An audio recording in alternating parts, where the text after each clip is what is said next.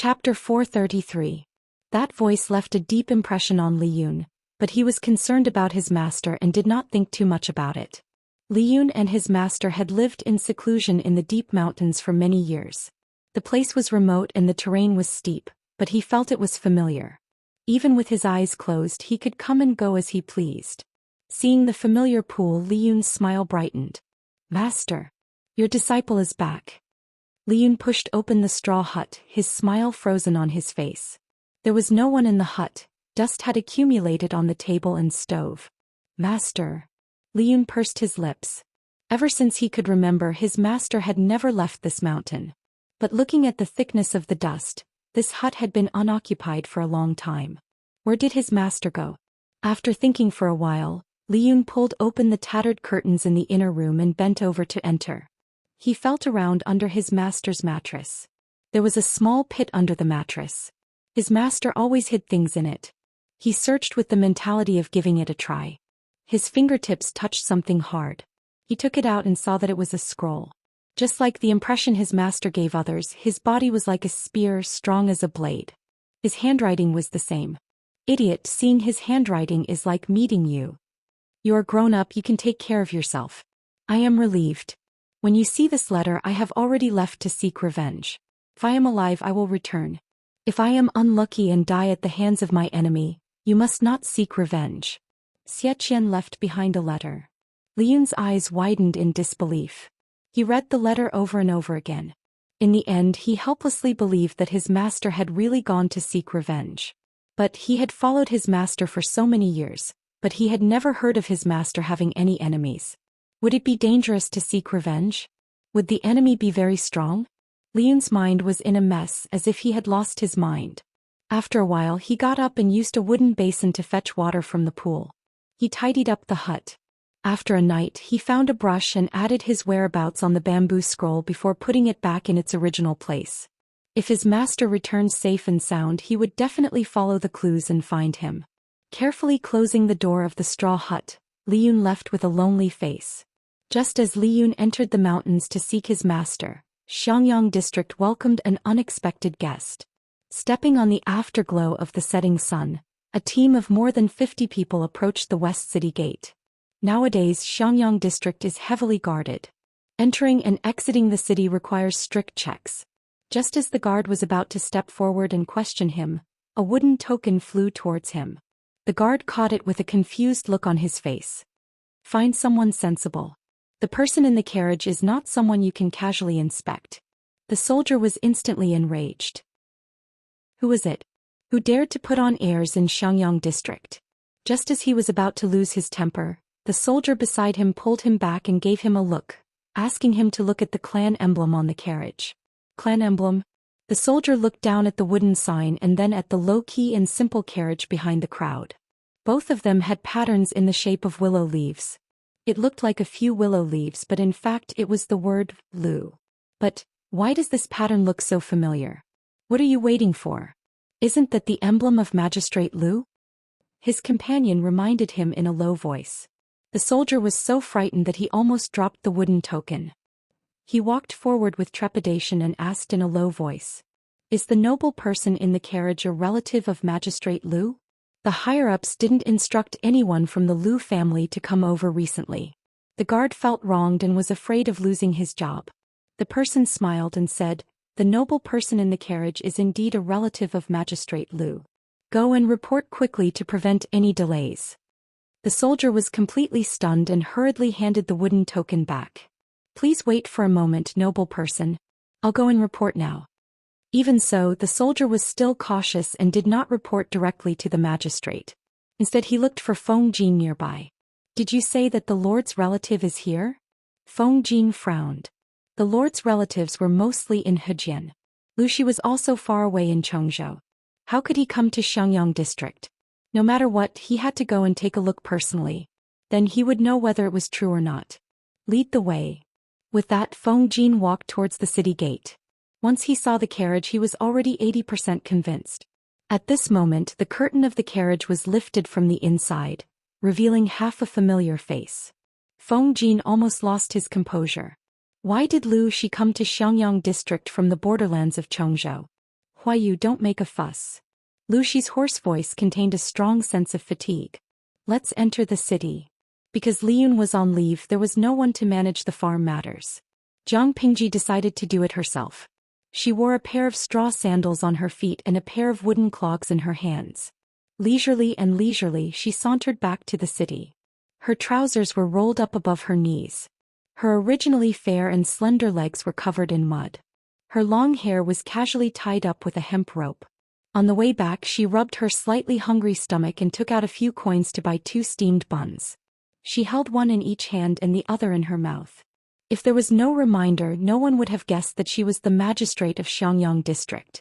As a result, Lu Shi saw his daughter's sloppy behavior. Seeing Lu Shi, Jiang Pingji was so shocked that she forgot to bite the steamed bun. The audience in the streaming room and their fellow streamers were stunned. Feng Jin and the others sat quietly in the hall.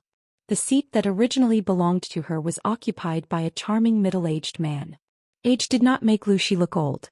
The white hair on his temples only made him look more mature. Time favored this man and made him look more charming than before. However, this was not the main point. The main point was, why was Lu Shi here? Without an imperial edict, the magistrate of a district could not leave his territory. Jiang Pingji held the steamed bun in her mouth and called out vaguely, "Father." Lu Shi looked at Jiang Pingji, who was dressed like a boorish youth. His already uncomfortable head felt even more uncomfortable. He felt that he had raised a fake daughter. "Father, why are you in Xiangyang district? The world is so chaotic now." Jiang Pingji swallowed the steamed bun in 2 or 3 bites. Just as she was about to step into the hall, she looked at the clean floor and then at her muddy legs. She quietly shrank back. "I'll clean up now. Father, please wait. Why you take care of them first?" Jiang Pingji washed off the mud on her legs, put down her trousers, put on her wooden clogs and walked steadily to meet Lu Shi. Her disguise would undoubtedly cause the audience to ridicule her. "Jintian Wuging O, trash streamer, your father has seen your most boorish side. What's the use of pretending to be steady now?" The expressions of the streamer's father and the streamer were too funny. It felt like a father suddenly inspecting his son and happened to catch him watching a certain type of film. You guessed true or fake. My heart aches for the streamer's father. He must suspect that he raised a fake daughter. Jiang Pingji ignored the disturbing bullet screen in the streaming room and bowed respectfully to Lu Shi. Lu Shi sized her up from head to toe. Chapter 434. Jiang Pingji could not help but feel sad. A father was indeed the best. He knew how to love his daughter. She had told Qiguan Rang that she had not slept for a long time, but he looked at her with a "don't lie" expression. "I am unfilial. I made you come all the way from Chongzhou. The world is not stable. The journey is dangerous. If you miss me, you can just send a letter. Why take such a big risk and come here personally? If something happens on the way, I will feel guilty for the rest of my life." Jiang Pingji said with concern. The journey was so dangerous, but Lu Shi dared to run around. Lu Shi laughed and said, "I can't feel at ease without seeing you with my own eyes." The earthquake happened too suddenly. Even though Lu Shi was far away in Chongzhou, he felt the tremors. He could not imagine what happened to his daughter, who was at the center of the earthquake. "Now that I have seen you, I can sleep well tonight," Lu Shi said gently. Luo Yue secretly glanced at Lu Shi. He was a man as gentle as jade. He had an indescribably noble demeanor. He then looked at Jiang Pingji. His mind was filled with all kinds of cruel behaviors. She was either killing or preparing to kill. These two people with such different styles were actually father and son? Jiang Pingji said softly, "I feel guilty. I have made you worry."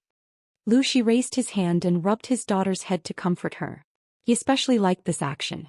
"Bu Zhongqing, you are not allowed to touch His Majesty's noble head. What if you become stupid?" The girl's mischievous laughter seemed to have happened yesterday.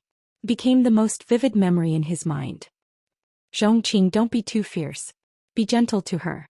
My Majesty is actually a sharp-tongued but soft-hearted person.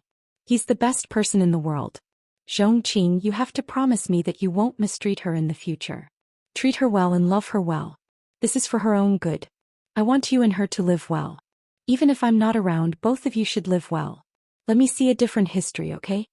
When no one was around, Lu Shi would ponder over Gu Min's words before she died. Had she returned to her own world? Was she living a more carefree and unrestrained life than before? Lu Shi closed his eyes to hide his thoughts. The longing was like a net binding him, making the hatred brewing in his heart thicker. Lu Shi only wanted peace of mind. Seeing that Jiang Pingji was safe and sound, he planned to rest for 2 days before returning to Chongzhou. Feng Jin and the others tactfully took over Jiang Pingji's tasks and gave her free time to chat with her father, fulfilling her filial piety. It was also at this time that Li Yun returned early. There was no one else by his side. Meng Han asked him, "Han Mei, your master didn't come over?"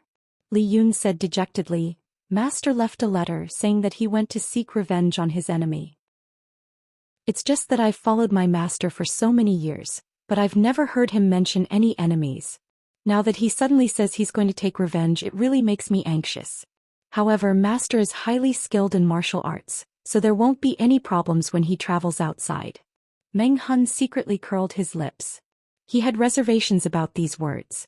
To be able to raise such a pure and untainted child like Li Yun, that master was probably not that complicated. Nowadays the world is so chaotic. If you don't be careful when you go out, you won't even have your underwear left when you go home. Li Yun went to the district headquarters to look for Jiang Pingji to cancel his leave and return to work early. As soon as he entered, he saw his lord eating with a middle-aged man. "My lord, I've returned from my leave." Lu Shi raised his head. His eyes gradually widened as he cried out involuntarily, "Xiaohe?" Jiang Pingji and Li Yun both revealed a baffled expression. The latter even turned his head to look behind him. There was no one. Was he calling for him? After Lu Shi blurted out, he immediately realized that he had misunderstood. The person in front of him was too young and his build was too tall. He didn't match the person in his memory. He gestured for Li Yun to come closer. With a complicated expression he asked, "What's your name?" Li Yun glanced at Jiang Pingji, his eyes seeking her opinion. Jiang Pingji replied, "Han Mei, this is my father. You can call him Old Master." Lu Shi's expression became somewhat conflicted. "Han Mei, is that your courtesy name?" This courtesy name really matched this person's face. It indeed seemed like a name that person would choose. One look and you could tell that it wasn't proper. In response to Old Master's question, "My name is Li Yun. If you don't mind, you can also call me Han Mei." "Your surname is Li, not Xie?" Lu Shi raised his eyebrows and asked, "Then do you have a man with the surname Xie?" "My master's surname is Xie." Li Yun didn't know what was going on, so he answered honestly. "Old Master, do you know my master?" "You call him master." Lu Shi was amused. His smile was sarcastic. "Where is he hiding now?" Li Yun was confused. If he didn't call his master, master, then what should he call him? Not only that, but the old master in front of him seemed to know his master. His words sounded familiar. "My master went out to travel a few days ago. He said he was looking for an enemy to take revenge and told me not to worry about him. If he's still alive, he'll definitely come back to look for me. If he's unfortunately dead, there's no need to take revenge for him." After saying this, Li Yun looked at Li Yun, who was a little dispirited, like a little rooster who had lost a battle. Lu Shi snorted. He said harshly, "He's going to seek revenge? Then you don't have to wait. This person probably won't even have his bones left." Li Yun was furious. Even if the person in front of him was his lord's father and an old friend who knew his master, he was still angry. "Do you know who your master is going to seek revenge on?" Lu Shi was not afraid of the anger in Li Yun's eyes. The corners of his mouth curled into a mocking smile. He said to himself, "Barging into the Zhongzhou palace means death no matter what. No matter how capable Xie Xiaohe is, no matter how good his spear techniques are, he's still courting death." His words not only shocked Li Yun, but Jiang Pingji's eyes widened. She stared at Li Yun's face. Li Yun clenched his teeth. "My master's enemy is hiding in the Zhongzhou palace?" Something like that. Lu Shi took a sip of tea and looked at Li Yun with a complicated expression. "I think your master doesn't want you to know the truth. If that's the case, I won't be the bad guy. Young man, work hard with Lanting. Your future is bright." Lu Shi secretly smacked his lips. As one of the 10 great generals of the Jiang dynasty, how could his future not be bright? However, he never thought that Li Yun was the son of Xie Qian and that woman. It was a sin that could not be settled. Li Yun's mind was a mess. After hesitating for a while, he asked Lu Shi, "Are you familiar with my master?" Lu Shi sighed. "Xie Xiaohe and my late wife were childhood friends. We can be considered familiar. The people who were once alive and well were now scattered like the wind and clouds. It was a sad sight. By the way, how old are you this year? Are you married? Lucy asked. Chapter 435. Lucy murmured, 20? That doesn't seem right. He didn't doubt that Liyun was Xie Qian's son. Apart from his mother's facial features, Liyun looked exactly like Xie Qian when he was young. Otherwise he wouldn't have mistaken him for Xie Qian. Thinking of Liyun's surname, he felt that his age was most likely fake. Xie Qian had purposely said he was 2 years older. Liyun left with a stomach full of questions. Jiang Pingji, who hadn't spoken for a long time, asked Lu Shi, "Is there something wrong with Hanmei's background?" Xie Qian's son. That face is the best proof. Lu Shi took a deep breath and said, "More than 10 years ago, this name was synonymous with young and romantic. He was the dream lover of many noble ladies. I didn't expect him to hide in Fingyi County with his son for so many years. He didn't even send a message home. I think he must have suffered all these years. Now that Liyun is under your command, I can only say that fate makes fools of people." Jiang Pingji frowned and said, "Father, are you referring to Xie Qian? If that was the case, wouldn't Liyun be that woman's son? Who else could it be?" Lu Shi sneered. "Then when Xie Qian went to the Zhongzhou palace to seek revenge, wouldn't he be killing his wife?" Lu Shi said disdainfully, "What kind of wife is she? She's just a demon who took over Xie Qian's wife's body." To Xie Qian, his beloved wife Wang Huiyun, who was known as the twin beauties of Langya, had died in childbirth long ago. The one who survived was nothing more than a venomous scorpion woman who was born to be arrogant, ruthless, and arrogant. What did that feel like? Wang Huiyun used to be the goddess of many young men. But not many people knew that their goddess body had been taken over by a ghost of unknown origin. She turned from pure and kind to wicked and wicked. Lu Shi sympathized with Xie Qian. If Wang Huiyun had died in childbirth, it would have been the end of it. But her body had been taken over by someone, and that person had used her body to pester all kinds of men. Not to mention seeing it with his own eyes, even thinking about it was disgusting. Jiang Pingji frowned. It was rare for Lu Shi to mention the past. She asked, "You took over Xie Qian's wife's body?" "Yes." Lu Shi nodded. Xie Qian and Wang Huiyun were childhood sweethearts. Many people's hearts were broken when they got married. A year later she gave birth to a son. I believe that child was Liyun. However, ever since Wang Huiyun gave birth, Xie Qian's behavior had become strange. He's anxious and cold to his wife. He goes to Buddhist temples and Taoist temples all day long, but in front of others he pretends that nothing has happened. Jiang Pingji's father's words. He was to be. The information contained in the words of the host's father was a little too much. And then, Jiang Pingji asked, She, Lu. She, Lulu. She, Lu. She said, she. Speaking of this, Lu Shi sneered. His eyes, which used to be as gentle as water, were now as cold as a lake, which made people shiver. However, things are unpredictable. On their way to Hejin County they ran into bandits. Xie Qian risked his life to protect his wife.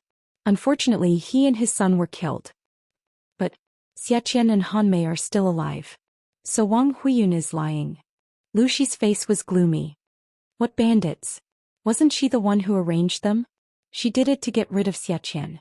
Xie Qian noticed something was wrong with her and wanted Master Liaochen to get rid of her. How could she not be afraid of a ghost of unknown origin?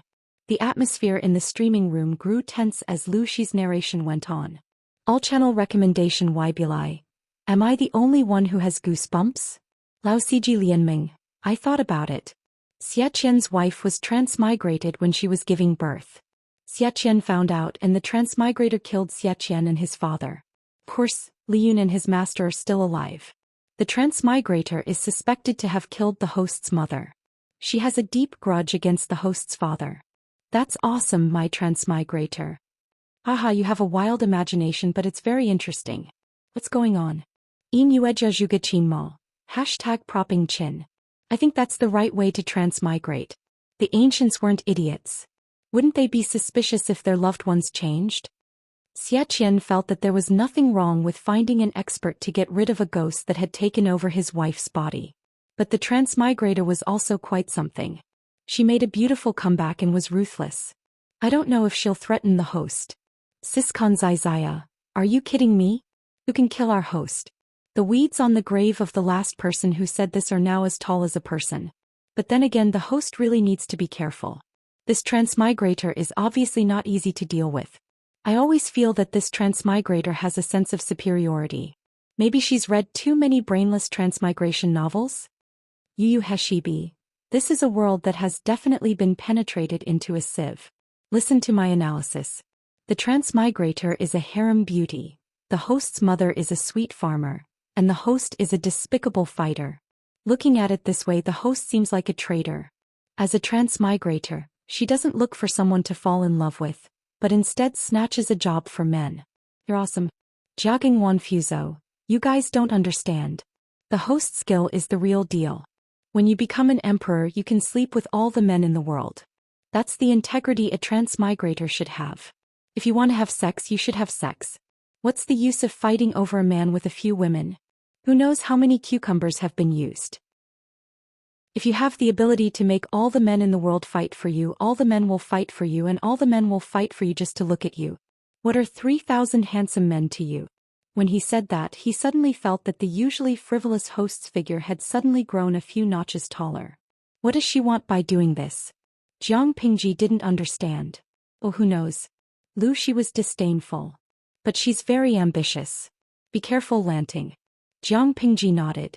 Even if Lu Shi didn't say anything, she was always on guard. After ending the unpleasant topic, Lu Shi suddenly thought of something.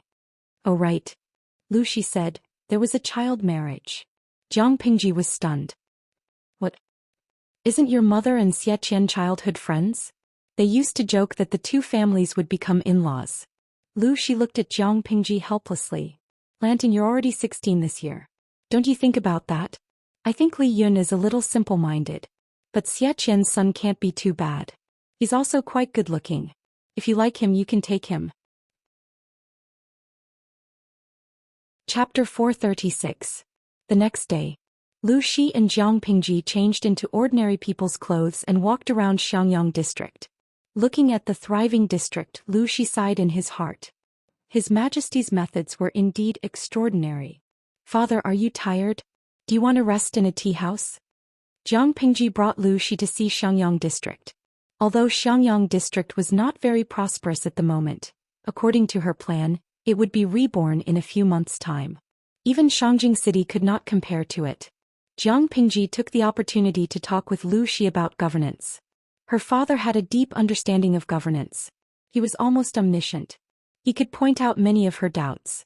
Jiang Pingji used to be the commander of the army, but the commander and the district magistrate were two different concepts. In terms of governance, even if Jiang Pingji had knowledge that surpassed the times, she still had to learn a lot. Good. When I retire one day, I'll come to your place and buy a house so that I can retire in peace. Jiang Pingji said, if you want to buy a house, you don't have to pay for it yourself. I have lots of land deeds.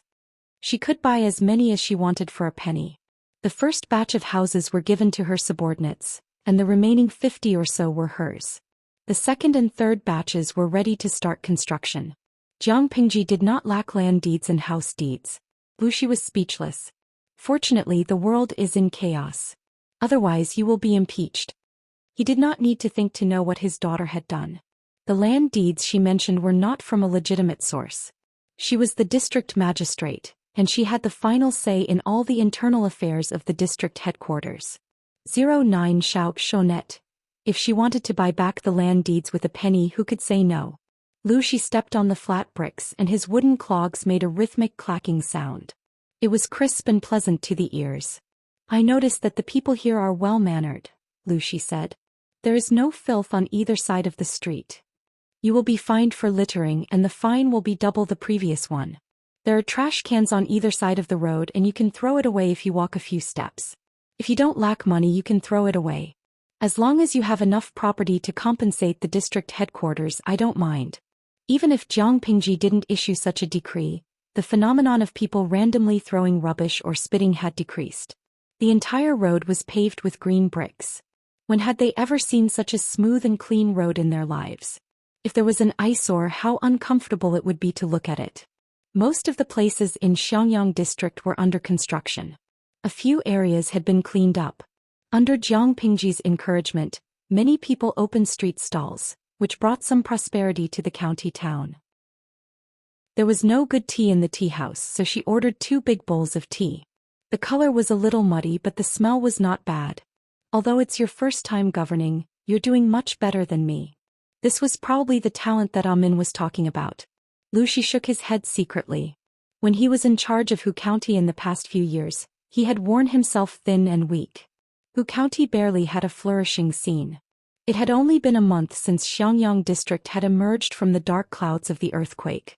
The people who came and went had smiles on their faces. He was deeply moved when he saw it. He did not know if it was because he was too weak or because His Majesty was too powerful. Jiang Pingji said, "Like father, like son." Lu Shi knew that the words were meant to make him happy, but he could not help but feel proud. He said, "That's true. It's a family tradition." The father and son were narcissistic and praised each other in disguise. After drinking tea and putting down 2 coins, Jiang Pingji brought Lu Shi to the brick kiln. "Father, I'll take you to see something."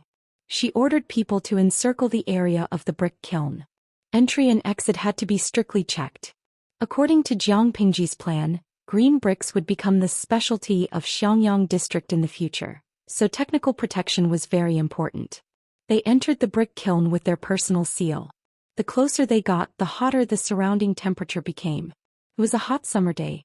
Soon Lu Shi's forehead was sweating. "What are you looking at?" Lu Shi was curious. Knowing that Jiang Pingji had arrived, the craftsman of the brick kiln quickly came out to welcome her. She waved her hand to indicate that there was no need for formalities. "How are the things I asked you to make a while ago?" Jiang Pingji asked the craftsman of the brick kiln as she walked. "I've made 6 batches. Most of the semi-finished products are not ideal. I've only managed to make 3 sets." The old man showed a pained expression. "I've destroyed the defective products according to my lord's request. The leftovers will be guarded by someone specially to ensure that no secrets will be leaked." 3 sets? It's better than expected. Jiang Pingji thought about it and said, "Take 1 set out for the old master to see." "All right. Please wait a moment, my lord." Hearing this, the craftsman of the brick kiln heaved a long sigh of relief and wiped the sweat off his face. There were many benefits to helping the lord. Some time ago the lord was very generous and rewarded him with a land deed. According to the plan, it should be the 2nd batch of houses to be completed. Now the whole family was eagerly waiting for the first batch of houses to be completed and the 2nd batch to be built. Just based on the appearance of the first batch of houses, how many people were envious of their great luck? With many years of experience in making pottery, they had won the Lord's favor. Now the whole family was living a good life. The craftsman of the brick kiln carefully took out a long box and opened it carefully. The audience in the streaming room thought it was a rare treasure. They didn't expect to see a glass tea set lying inside. "I love you, 666. The streamer really made glass. Lao Ciji Lianming, it's indeed glass. Although the purity isn't very high, it's very exquisite." According to the usual plot of novels, this thing was worth a lot of money. The key was that the cost was low. A set of glass could be sold for hundreds of thousands of strings of coins. "I'm asking you if you're afraid of this profit." 1,000 strings of coins was equivalent to 1 tael of silver. What kind of concept was hundreds of thousands of strings of coins? Even robbing a bank wasn't that domineering. Little angel, #propping my chin. I'm curious who the streamer wants to trick with this glass. Shanzishu, it must be someone with a lot of money. If it's not the tycoon of Dongqing, then it's the idiot of the north borderline. Naturally, people today had never seen glass, not to mention that the glass was indeed beautiful. It was exquisite and beautiful. This thing. How much does it cost? Lu Shi's eyes were filled with amazement. He was a little obsessed, but he quickly returned to normal. It's very low. Jiang Pingji didn't specify the exact amount. She just used her thumb to point at the brick kiln behind her. She smiled and said, "When the bricks are baked, they're also baked. Father, look at it. How much do you think it's worth?" Lu Shi pondered and said, "Priceless. You want to show me this thing to show your filial piety?" "Of course. But isn't Xiangyang district too poor? Now we don't even have enough food. I wonder if father can help me." Jiang Pingji smiled and took out a round bowl that was a few times smaller than a woman's palm. She held it with 2 fingers and it looked very beautiful under the light. I heard that in the north borderline the rich are very rich. They raise horses and cattle in herds. They spend a lot of money without frowning. In order to show their noble status, they like to collect rare treasures. Is this true? Lu Shi understood her intention. It turned out that she wanted him to help her sell it. He asked, "That's true, but they won't be interested in ordinary objects. As for this, there's no doubt that it will definitely be sought after by the nobles of the north borderline. How does Lanting plan to price it?" "How about 150,000 strings of coins?" Lu Shi was so shocked that he almost dropped the glass cup. 150,000 strings of coins? Even robbing a bank wouldn't make such a huge profit. "Daughter, are you sure you didn't add an extra zero? If you can't exchange it with gold and silver, I don't mind using horses or cattle or sheep of equivalent value. Fur is fine too," Jiang Pingji said calmly. She didn't look like she was the one who had just opened her mouth like a whale. Chapter 437. Bow to the despotic tyrant. 150,000 strings of coins. Are you sure the streamer didn't say 10,000? Eli Qingda. Can anyone explain how much 150,000 strings of coins is? 10 fingers are not enough. So Tian Yen, not to mention 10 fingers, even if you count the hands and feet of your whole family, you still won't be able to calculate it. Xinshi Liugang, let's put it this way. Different dynasties have different exchange rates between copper coins, silver coins, and gold. It fluctuates like foreign exchange. You won't understand even if I explain it in detail. To put it simply, 1 coin is equivalent to 1,000 coins. 1 coin is equivalent to $1 here, so 150,000 strings of coins. Can you guess how much money it is? Traveling to ancient times with a glass vase at home and becoming a billionaire in an instant. Are you afraid of such a huge profit? Selling a set of glass products for 150 million. Streamer, you're not just black-hearted, you're black-hearted from head to toe. Jiang Pingji looked at their comments and added helplessly. Host V, I'm not that black-hearted. Converting it to here, it's at most 70 to 80 million. Everyone, Dashan Motzi. This is the first time I know that it's not black-hearted to set a price of 7 or 8 yuan at 70 to 80 million. Slimming failure. Streamer, you're great. Lu Shi steadied his heart to avoid being scared to death by his daughter. He looked at the glass tea set with a conflicted expression. After a while he said, if there's only one set in the world, it's not impossible to sell it for 150,000 strings of coins. Jiang Pingji raised her eyebrows and said, it's definitely impossible to sell one set. That's why the price is set too high. Small profits but quick turnover can benefit more nobles in the northern borderline. The price should be set at a level that they can accept, but they don't think it's cheap. Lu Shi pondered for a while and his gaze turned to the glass tea set a few times. I think 5 to 20 strings of coins should be enough. We need to make a few more types of these things and the price can be increased or decreased according to the purity. If we want the sales to be good, we have to plan carefully and promote their origins. After hearing Jiang Pingji's whopping price of 150,000 strings of coins, the audience felt that the streamer's father was very kind. Xianggu is the cutest. Have my values been corrupted? Why do I feel that glassware is cheap? To me Dalao. To the one above, you are not alone. Don't hu shual badeo. To the previous poster, there are more than 2 of you. Jiang Pingji frowned as she looked at the rows of complaints. Isn't this price too low? Lu Shi said, that's a good price. If you want a good horse, you'll have to lower the price. The northern borderline was vast and rich in high-quality horses. They also kept a close eye on the various horse farms. However, there would always be people who would take risks for the sake of profit. The horse that Lu Shi gave to Jiang Pingji was smuggled out. It was originally meant to be presented to the king of the northern borderline, but the officials under him intercepted it and sold it. The horse that they gave to the king was slightly inferior. How could Lu Shi not know about this? Lanting, Amin often says that doing business is like fighting a war or ruling a country. There are many ways to do it. Once you master the rules, you can play with the entire market. Lu Shi smiled. His wife was an expert in business. She was the one who had built up the businesses of the second branch of the Lu family. He had been with her for many years and had learned a little. Leave this matter to me. You just have to wait for the money to come in. Jiang Pingji naturally believed in Lu Shi. Then I will control the number of kills and strive for excellence. Lu Shi nodded and added, the rarer something is, the greater its value. No matter how good something is, once there are too many of them, it won't be considered good anymore. I will stay here for a few more days to make a few sets of good quality and bring them back. From then on, don't make this thing in the kiln for the time being. Keep a close eye on the people under you. If anyone secretly makes it or spreads the skill, kill them. Don't be soft-hearted. I know. I have people who know how to make it. I know who leaked the secret. Jiang Pingji had a gentle smile on her face. The craftsman of the kiln could not help but feel his scalp go numb when he heard it.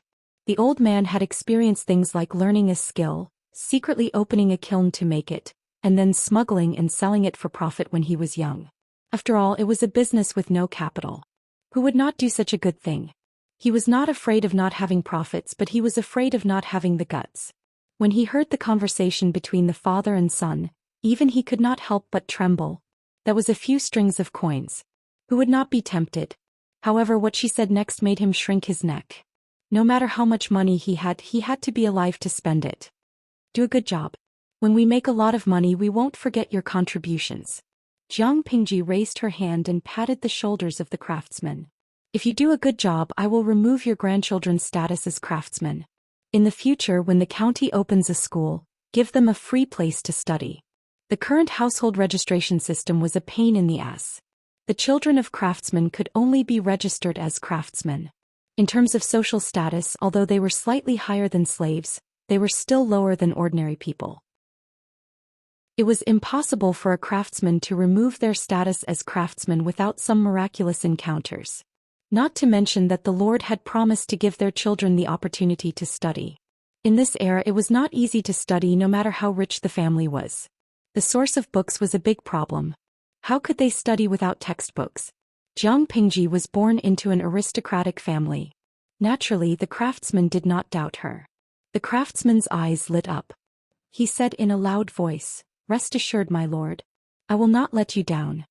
For the sake of the bright future of his descendants, for the sake of them becoming superior people, the craftsman of the brick kiln wished he could live here directly, keeping his eyes wide open to supervise everyone, managing every step well, and personally destroying all the glass waste. That's good. Jiang Pingji asked the craftsman to take out the 3 sets of glass tea sets. The best set would be given to Lu Shi. One would be used by herself, and the other would be kept in the government office of the county. The next day, Qiguan Rang came to work with sleepy eyes. When he opened the door, a strong golden light shone into the hall. The reflection made his eyes blur. What the hell was that? He squinted his eyes and found a set of exquisite, colorful objects on the table inside. All of a sudden, all the sleepy bugs flew away. Qiguan Rang was so scared that he quickly retreated to the door. He looked around and murmured, "Could it be that I'm not awake yet?" Qiguan Rang did not believe it. He took small steps toward the table. The beautiful objects had not disappeared. He carefully reached out his hand and touched it. A cold sensation came from his fingertips. They did not turn into bubbles. It's not a dream. His breathing became heavier. He stared at them with a serious expression. "What's wrong, Wenzheng?" After a while, Feng Jin came in with a large pile of dusty bamboo slips. Qiguan Rang was already inside. Chapter 438. Wenjing. The bamboo slips that Feng Jin was carrying were piled high, blocking his view. When he didn't hear Qiguan Rang's response, he called again. "Ah." Qiguan Rang then reacted and stood up to help Feng Jin carry some of the bamboo slips. "When did you come, Huayu?" "I just came a while ago. I saw you sitting there in a daze. I thought you closed your eyes and fell asleep." Feng Jin carried the large pile of bamboo slips to the short table behind the screen in the government office. He sorted them according to the contents of the strips of cloth stuck on each bamboo slip. The work was a little tedious and needed to be careful. This small room was full of such bamboo slips, which recorded the case files of Xiangyang district in recent years. The content was vast and complicated. Although Xiangyang district was not big, there were many messy matters. In order to restore the work system of the entire district headquarters as soon as possible, Feng Jin began to work overtime again. He was just not as crazy as he was at the beginning. He desperately hoped that his lord would quickly start to recruit talents and get more people to help him share the workload. Today's government office was obviously more females than males. The girls from before had all become external staff. Fortunately, they had these well-educated and well-mannered maidens. Otherwise, the few of them would be exhausted to death. In order to make it convenient for these girls to work, his lord specially opened up another government office. It wouldn't be too awkward to meet them occasionally. Feng Jin tidied up for a while and realized that there was no movement outside. He was suspicious. Wenjing? What was wrong with Qiguan Rang today? If it was in the past, even if he didn't want to speak, there wouldn't be such an awkward silence. Feng Jin was puzzled. He took out the bamboo slips that he didn't finish yesterday and planned to finish them in one go today. What are you looking at? At this time, Feng Jin realized that Qiguan Rang wasn't asleep sitting down. His mind was obviously taken away by something. Wenjing, what are you looking at? You're so fascinated. This thing. Feng Jin stopped nagging and his starry eyes widened. Suddenly, his hands loosened and the bamboo slips in his arms fell to the ground. With a burst of crackling sounds, Feng Jin's toes were hit by the scattered bamboo slips, almost causing him to grimace in pain. How could Qiguan Rang be distracted when he heard the commotion? The two of them looked at each other, then tacitly shifted their gazes to the table. Feng Jin stopped tidying up the bamboo slips and hurriedly sat at the table. He secretly moved his toes. It hurt so much. He looked at the tea set on the table. What is this thing that emits colorful glaze light? Qiguan Rang was also puzzled. Does Huayu not recognize this thing? It can't be that serious, right? Feng Jin was born in the Feng family, which was one of the 4 noble families in Dongqing. His family had thousands of years of heritage. What did they not have in their family? Feng Jin had grown up in such a family. What had he not seen in this world? Qiguan Rang did not believe that Feng Jin had never seen this object before. In all honesty, Feng Jin had never seen this thing before. It looks like a tea set. Could it be a product of the northern borderline? Feng Jin picked up a small and delicate transparent bowl and carefully played with it. It was smooth and cold. It was summer and the weather was hot. There was no ice in the government office to cool down, so it was very hot. When Feng Jin touched the delicate teacup, his fingertips felt an indescribable coolness. It was cold and delicate, which made him love it so much that he couldn't put it down. The northern borderline? I don't think so. Qiguan Rang shook his head. His ancestral home was at the border, which was very close to the northern borderline. The customs of the two places were intertwined, and there were many commercial and trade contacts. If there was such a good thing, Qiguan Rang would have heard of it. I don't know who put this thing here. I saw it on the table when I came here. Even if Qiguan Rang did not have a hobby of collecting, he could see the value of the thing in front of him. It was definitely expensive. Feng Jin put the tea bowl back, but his eyes could not help but wander. He liked it the first time he saw it.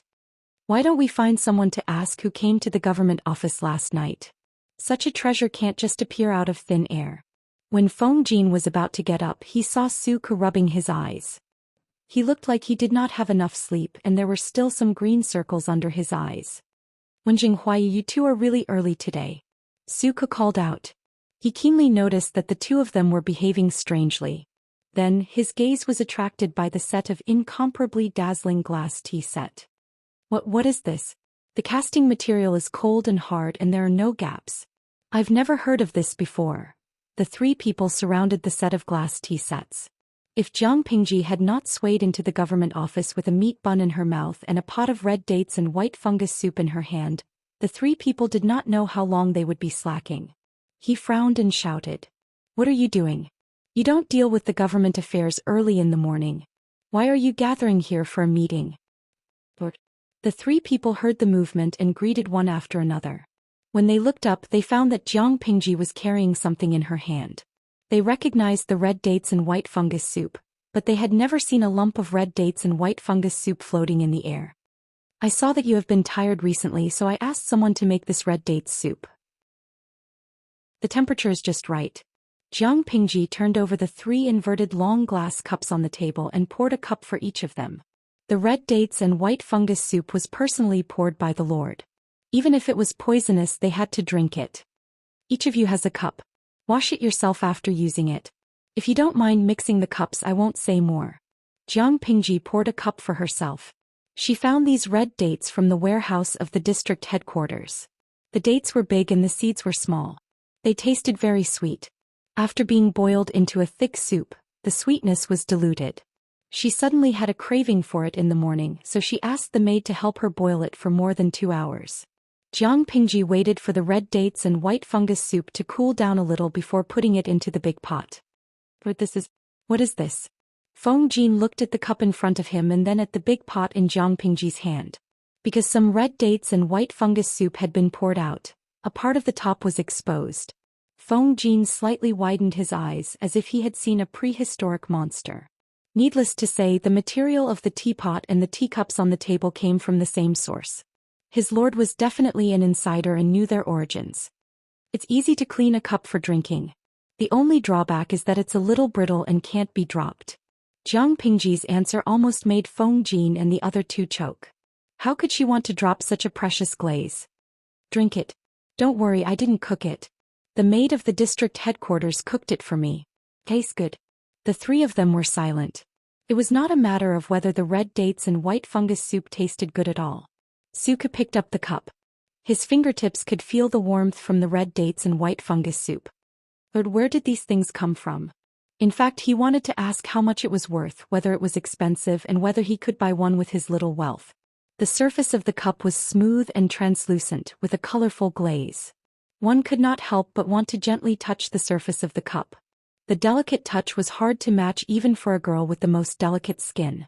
Suka not only had a problem with voice, but he also had some fetishes. This could be seen from his reaction when he first touched the bamboo paper.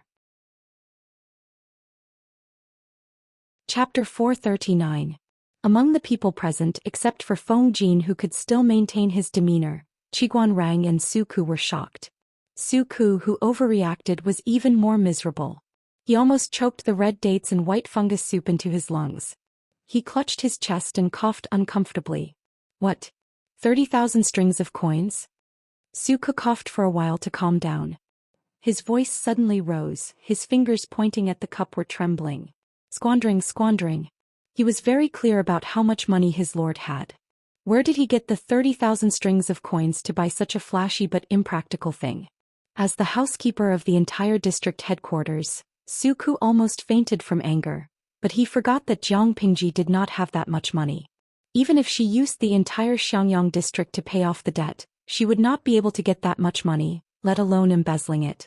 The so-called 30,000 strings of coins was just said to tease the three of them.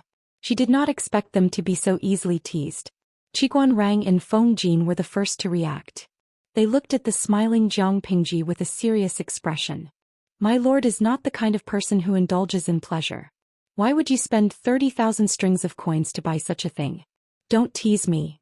Even though Feng Jin was from the Feng family, he would not spend 30,000 strings of coins to buy a set of collectibles. It was not that he could not afford it, but he was more pragmatic. Hey, the three of you really can't take a tease. When Coach Meng and Coach Luo come later, don't expose me. With such a playful master, the three of them were also mentally and emotionally exhausted.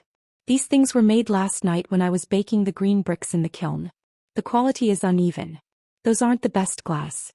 I originally wanted to destroy them, but thinking of your hard work, I stole a set and left it in the government office. Jiang Pingji smiled, revealing her white teeth. She looked proud. How about it?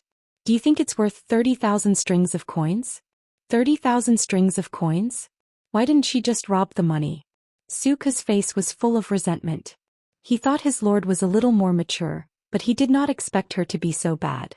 Feng Jin straightened his mind and carefully looked at the object in his hands. After thinking for a while, he slowly opened his mouth. This thing is rare in the world. It can be said to be a work of art. The quality is even more unheard of. If I meet someone who knows how to do it, 30,000 strings of coins is definitely worth it. It's just that. I don't know how much money, manpower, and time are needed to make this thing. 30,000 strings of coins.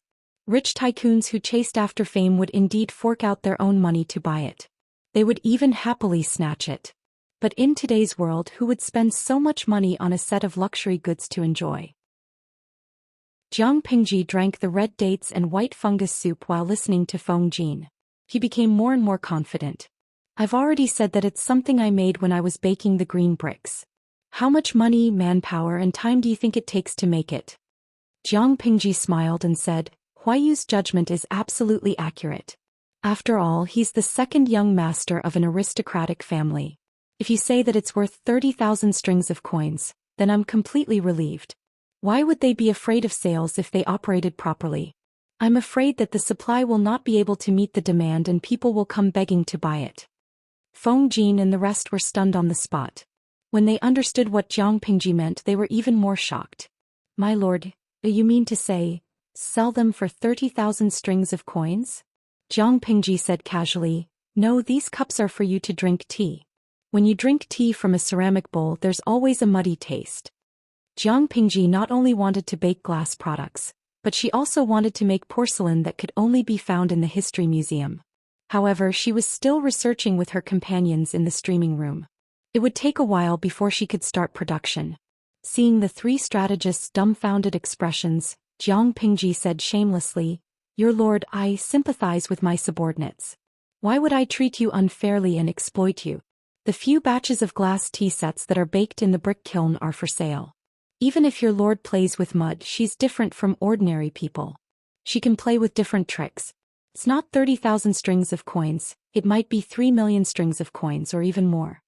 She wanted to see who would dare to mock her for only playing with mud. If she didn't play with mud, where did the green bricks in Xiangyang district come from? Where did the glass in the brick kiln come from? Although Jiang Pingji didn't show a proud expression, her eyebrows were raised a little more than usual. Feng Jin and the rest were too shocked and didn't notice this detail, but the viewers in the streaming room were sharp-eyed. Jintian jigging. Look, the streamer is so proud of herself. Bazia, if you didn't remind me, I wouldn't have noticed this detail. Looking at it now, not only is the streamer's tail high up in the sky, it's practically bringing her to fly to the 9th layer of heaven. Mayan Zizao. The streamer's proud look is asking for a beating, but why do I find it so cute? Don't talk nonsense. Sigh, if that's the case, then I'll silently feel sorry for the fool who is about to be cheated. What is a fool? A fool with a lot of money. Come quickly. Jiang Pingji targeted the 3 tribes of the north borderline and set it as the first stop to cheat money. Although the north borderline always fantasizes about how powerful they are and can't wait to use the whites of their eyes to despise Dongqing, they secretly hold things from the hinterland of the Central Plains in high esteem. Not only do they fight to buy them, they even regard it as a fashion. Their mouths are very stubborn, but their bodies are very honest.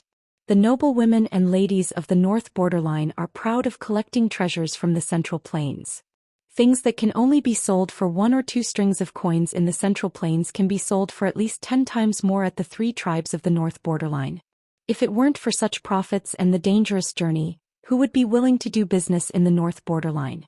Su Ku and the other 2 were shocked by Jiang Pingji's bold words. They even forgot how to speak. Feng Jin was the first to react.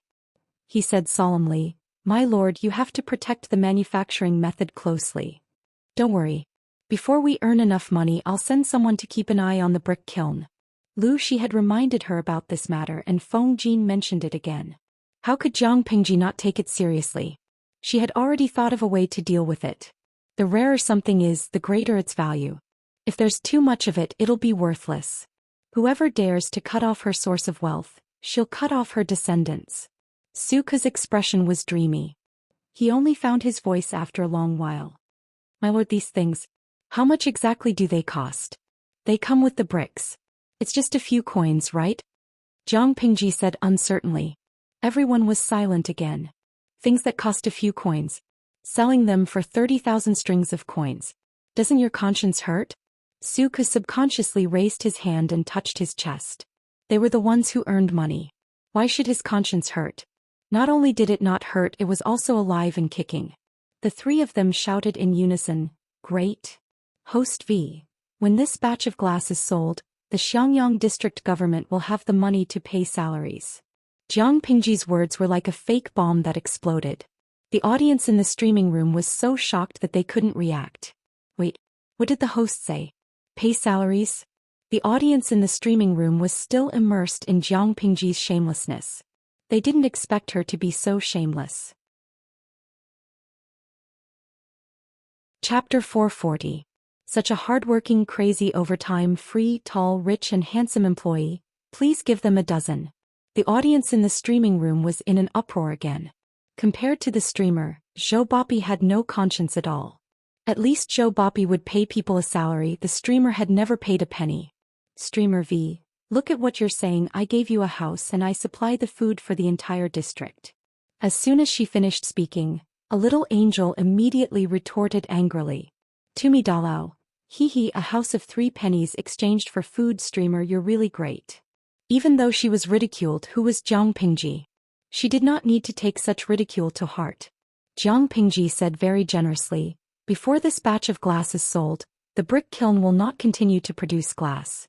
After all, the rarer something is, the greater its value, the quantity must be strictly controlled. But we will also start to study other things. Oh, you're all on the same side as the Lord. I can treat everyone badly, but I can't treat you badly. After we're done today, do you want to follow me to the brick kiln and each of you can choose a set? Although the glass was expensive, she knew her family well. She was not a stingy person, she would share blessings. She originally wanted to stay in Xiangyang district for 2 days, but because of the glass, it was delayed for 3 to 4 days. The brick kiln worked day and night, speeding up the firing. The defective products were ruthlessly eliminated and destroyed. The quality glass teaware was carefully packed and placed in a box piled with layers of brocade. Just as Jiang Pingji ridiculed, glass was too fragile. To prevent the treasure from being damaged and losing tens of thousands of strings of coins, the protection work had to be done well.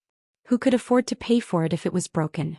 Although the audience in the streaming room ridiculed her for being too shameless, one thing had to be admitted. No matter how many fakes they were originally made, their true value lay in the market price at the end of the sale. The glass teaware indeed had a market value of tens of thousands of strings of coins. In other words, their lord gave away something that was easily worth tens of thousands of strings of coins. The 3 of them were a little confused by this explosive news, and they subconsciously opened their mouths to thank him. Jiang Pingji responded with a hum and suddenly changed the topic. Speaking of which, is the red dates and white fungus soup that bad? The red dates and white fungus soup in front of them was almost untouched, the temperature was almost gone. Feng residence, inner court. He did not know if Chongqing was more like her father or her mother. At such a young age, one could already see her nature of being tormented. Yeah, she muttered a strange sound and used both her hands and feet. Under her unremitting efforts, her chubby body rolled once and finally turned over. Her 2 legs were flapping about as if she wanted to turn back to her lying position. Wei Jingxian sat next to her and gently helped her to turn over so that she could continue to roll around and play. However, he smiled and said, the way Chongqing struggled just now was like a little tortoise that couldn't flip itself over. The maidservant at the side added with a smile.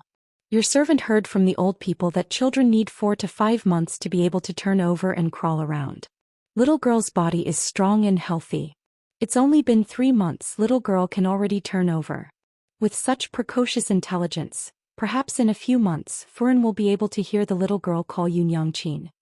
When Wei Jingxian heard this, the smile on her face became even more gentle. In terms of character, she did not know whether Chongqing took after her or Feng Jin. He was stubborn, lively and active. If Chongqing had to turn over and roll around to play, then she must rely on her own ability. Previously, Wei Jingxian saw that it was difficult for her to roll and she could not turn over for a long time. So, as a mother, she laughed and helped her. Unexpectedly, the child's face turned red and she wailed loudly. She looked like she did not want to give in. Wei Jingxian could only pick her up and coax her in every possible way. However, Chongqing, who bore a grudge, refused to stop. She was really afraid of this child. After that, no matter how Chongqing rolled around on the table, she did not help. After all, a baby's energy was limited. After rolling around and playing for half an afternoon, how could Chongqing bear it? Not long after, Chongqing was already in a state of drowsiness and fell into a deep sleep. When Feng Jin stepped into the afterglow of the setting sun and returned home, he saw Wei Jingxian kneeling beside Chongqing with a faint smile on her lips. His daughter was sprawled out in a deep sleep. He could totally imagine how her sleeping posture would be when she grew up a little bit, how painful it would be for his eyes. When Feng Jin saw that casual sleeping posture, he hardened his heart several times to ask the servant woman to correct the child. However, when he met his daughter's watery eyes, he immediately retreated in defeat. How could he bear to be forceful? Huayu, why are you back so early today? The servant girl heard the movement and saluted, which startled Wei Jingxian, who was in a daze. Feng Jin held a long black wooden box in his arms. He looked a little cautious. He answered, yes, there are not many things to do today. I handled them quickly, so I came back early. Wei Jingxian's eyes fell on the long black box curiously. She silently asked what was inside. It's a gift from the Lord, but it's a little fragile. I can't let Chongqing touch it. It was not that Feng Jin was distressed about the glass tea set, but it was too easy to cut the skin after the glass was broken. In Feng Jin's heart, there was no treasure in the world more precious than his Chongqing. It'll be bad if it gets cut. What is it exactly? Wei Jingxian asked curiously. Feng Jin did not keep her in suspense. He gently put the box down, trying not to make a sound that would disturb Chongqing's sleep. Look, isn't this craftsmanship amazing and peerless? Feng Jin opened the box. It was filled with deliberately cut pieces of cloth of various colors. He took out a delicate teapot. It was the size of his palm. It was exquisite, elegant, and exquisite. It reflected the setting sun in the evening, revealing a charming, colorful light. Wei Jingxian was so mesmerized that she almost forgot to breathe. Where did you get this strange thing from? Wei Jingxian covered her mouth with both hands to prevent the sound of her breathing from being too loud. Lanting gave it to me. Not only did I get a share, but Wenjing and the others also sent one. Feng Jin rarely addressed Jiang Pingji as his lord in private. It was not disrespectful, but he was more inclined to treat her as a friend. Wei Jingxian repeated in disbelief. Mr. Qiguan and the others also have a share? She thought that it would be a miracle if there was even one such peerless treasure that excelled the workmanship of the heavens. Yes. Seeing his wife's reaction, Feng Jin suddenly wanted to tease her. How much do you think it's sold for? It's such a precious and beautiful thing. The price is definitely not low. It's at least 7,000 or 8,000 strings of coins. Feng Jin smiled and said, Lanting wants to sell it to the nobles of the northern borderline for 30,000 strings of coins. Wei Jingxian's eyes widened in shock. She lost her voice and said, 30,000 strings of coins. Why don't you rob a bank? Chapter 441. A few days later, Lu Shi left with 20 sets of glass tea sets. Jiang Pingji saw him off outside the city. Lanting, you're 16 years old this year. Have you ever thought of revealing your true identity? Lu Shi looked at Jiang Pingji, who was riding on White's back, and said, I'm not asking you to restore your identity now. I just want you to reveal some information to those close to you in case they can't accept it. It's better to be prepared just in case. Jiang Pingji thought about it and said, this matter doesn't have to be rushed. Lu Shi did not understand. Jiang Pingji said, Huayu knows that I'm a girl. He's already accepted the most stubborn part. What's there for me to be afraid of? As for Xiaoyu and Wenjing, seriously, they're not blind. In a year or two, I think a simple disguise won't be able to hide my daughter's characteristics. Let them suspect it themselves. It's better for them to discover it themselves than for me to say it myself. Jiang Pingji was clear about her own body. She had already evaluated Lu Shi's body. She concluded that it would be too difficult to rely on binding to make her chest flat-chested in the future. She couldn't possibly say that she had developed chest muscles, could she? After thinking about it, she decided to restore her original identity when her power was slightly stronger and she conquered the whole of Fengyi County or even Wanzhou. Even if Lu Shi hadn't reminded her, Jiang Pingji had the intention to slowly reveal her intentions. Her chest was slowly beginning to develop. It was too uncomfortable to continue binding. In order to release her cleavage and to breathe smoothly, she had to speed up her pace and build her power. Lu Shi saw that she had her own plans and felt reassured. The father and daughter exchanged a few words, then he asked the horsekeeper to set off. Scope. Watching Lu Shi's carriage disappear from her sight, Jiang Pingji patted White. The beautiful little girl carried her back to the city. The horse's hooves stomped on the ground. It was as fast as lightning, stirring up a cloud of dust. While Xiangyang district was still under rapid construction, the outside world was already in a mess. Although the Tsingyi army had been rejected twice by Jiang Pingji, they still had a great appeal among the uninformed people. In addition, the Dongqing court had adopted a laissez-faire measure against them. This also led to the two northern prefectures becoming a battlefield for the Tsingyi army and the Red Lotus group. There was not much difference between the two peasant forces that rose up in revolt, but as time passed, the Red Lotus group gradually developed and strengthened, steadily suppressing the Tsingyi army. The reason was that the members of the Tsingyi army were bandits, while the Red Lotus group was a group of bandits with beliefs and needs. Was the Dongqing emperor willing to let these peasants act like tyrants in his territory? Of course he was unwilling, and he even wished for nothing more than to capture all these wicked people, behead them and exterminate their 9 generations. He had no choice but to allow the north to descend into chaos. 100,000 imperial guards escorting the entire royal family and the court officials to move the capital to Qinzhou was already very taxing. If the Tsingyi army or the Red Lotus group were to harass and pursue them from behind, no one could guarantee the safety of the royal family and the important officials. More importantly, the Dongqing emperor would not allow his dignity as the emperor to be trampled on like this. Therefore, when two groups of peasants rose up in revolt in the north, the Dongqing emperor simply turned a blind eye to it and allowed them to fight among themselves, restrain each other and exhaust each other. It was a blessing in disguise for the team that moved the capital to Qinzhou. They traveled steadily and did not encounter too many disturbances along the way. Now that more than 3 months had passed, the huge and bloated team finally stepped into the border of Qinzhou. Calculating the time, they would reach the new capital in another 7 or 8 days. Everyone from top to bottom could not help but heave a sigh of relief.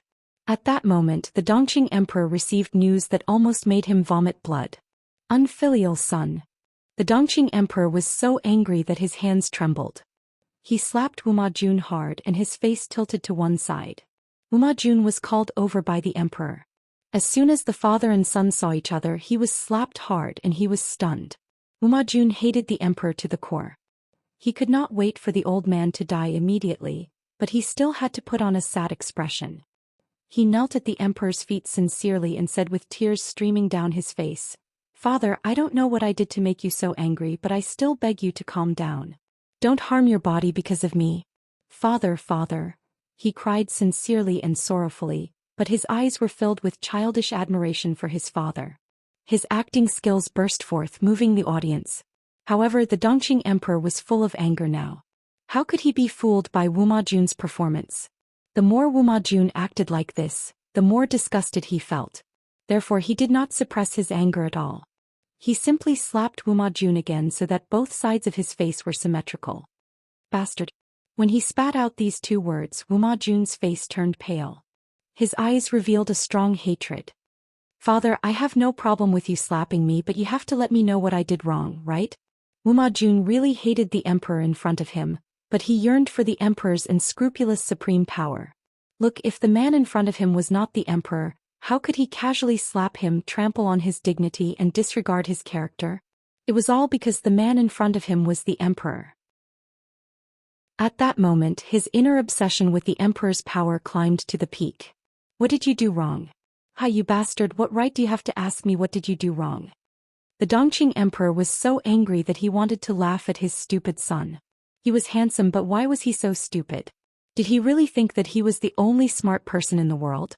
Let me ask you, why was Prince Changsha able to take my transfer order and leave Zhangzhou with his troops to Qinzhou? This man has the ambition of a wolf. Are you blind that you didn't see it? Once he shed all pretense of cordiality, both you and I will die without a burial place. Without the emperor's decree, Prince Changsha would not have been able to pass through all the checkpoints without losing a single soldier. The sun in front of him really made him feel cold. Wuma Jun's expression changed. He thought of something and asked in surprise, "Uncle, you brought your troops out of your fief?" The Dongqing emperor laughed coldly. "Yes, 150,000 soldiers and horses were only 2 days' journey from here.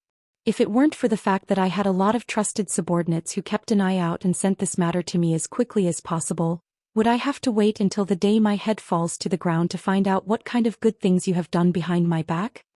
Wuma Jun's face turned pale. "Father, I did not do this." The Dongqing emperor was furious. He lifted his foot and kicked Wuma Jun's heart. "Bastard, how dare you quibble?" He had obviously used his strength to kick his son until he fainted. The Dongqing emperor took a breath and calmed down a little. He raised his hand and asked the medical officer to examine Wuma Jun. Perhaps because he had been too angry recently, the wrinkles on the emperor's face became more obvious and made him look older. Jun, don't be sad. I will give you children in the future, many, many children. The emperor sat on the side of the bed and looked at the pale-faced woman lying on the bed. Her originally beautiful face was now pale and weak, making one feel pity for her. He comforted her. You're a fool. Why didn't you discuss such an important matter with me? Hui Jun turned sideways. Her tears flowed silently. She looked very pitiful. Her eyes were misty with tears. She looked at herself and said, You and the fourth prince are father and son. I am just a stubborn person. No matter how deep my relationship with your majesty is, how can it be deeper than the relationship between your majesty and the fourth prince? Chapter 442. The emperor's gaze was so gentle that it could drown a person. Hui Jun seemed to be a little shy from his gaze and turned her face away slightly. Beloved, the person I love the most is you, the emperor said affectionately. Hui Jun blushed and immediately thought of something. She said, You don't blame me anymore? When did I blame you? The Dongqing emperor said. That's all that unfilial son's fault. Why should I blame you? Hui Jun's heart calmed down. She blushed shyly, which made people's throats itch. Then what about Prince Changsha? He's leading troops and has a fake imperial edict forged by the fourth prince. It's okay. I'll send someone to ask him to go back. If he refuses, The Dongqing emperor comforted Hui Jun gently. Don't be afraid. I wish I could hurt myself, but I can't bear to hurt you. Why are you so stupid? Take good care of yourself and give birth to 8 or 10 royal children for me in the future. Hui Jun was extremely shy when she heard this. Of course, she was laughing non-stop in her heart. She would rather give birth to a pig's child than this disgusting animal in front of her. Looking at the emperor's back as he left, Hui Jun, who was originally weak, snorted coldly and fell asleep on her side. When the earthquake in Shangjing happened, Wuma Jun asked her to find a way to get the emperor's private seal.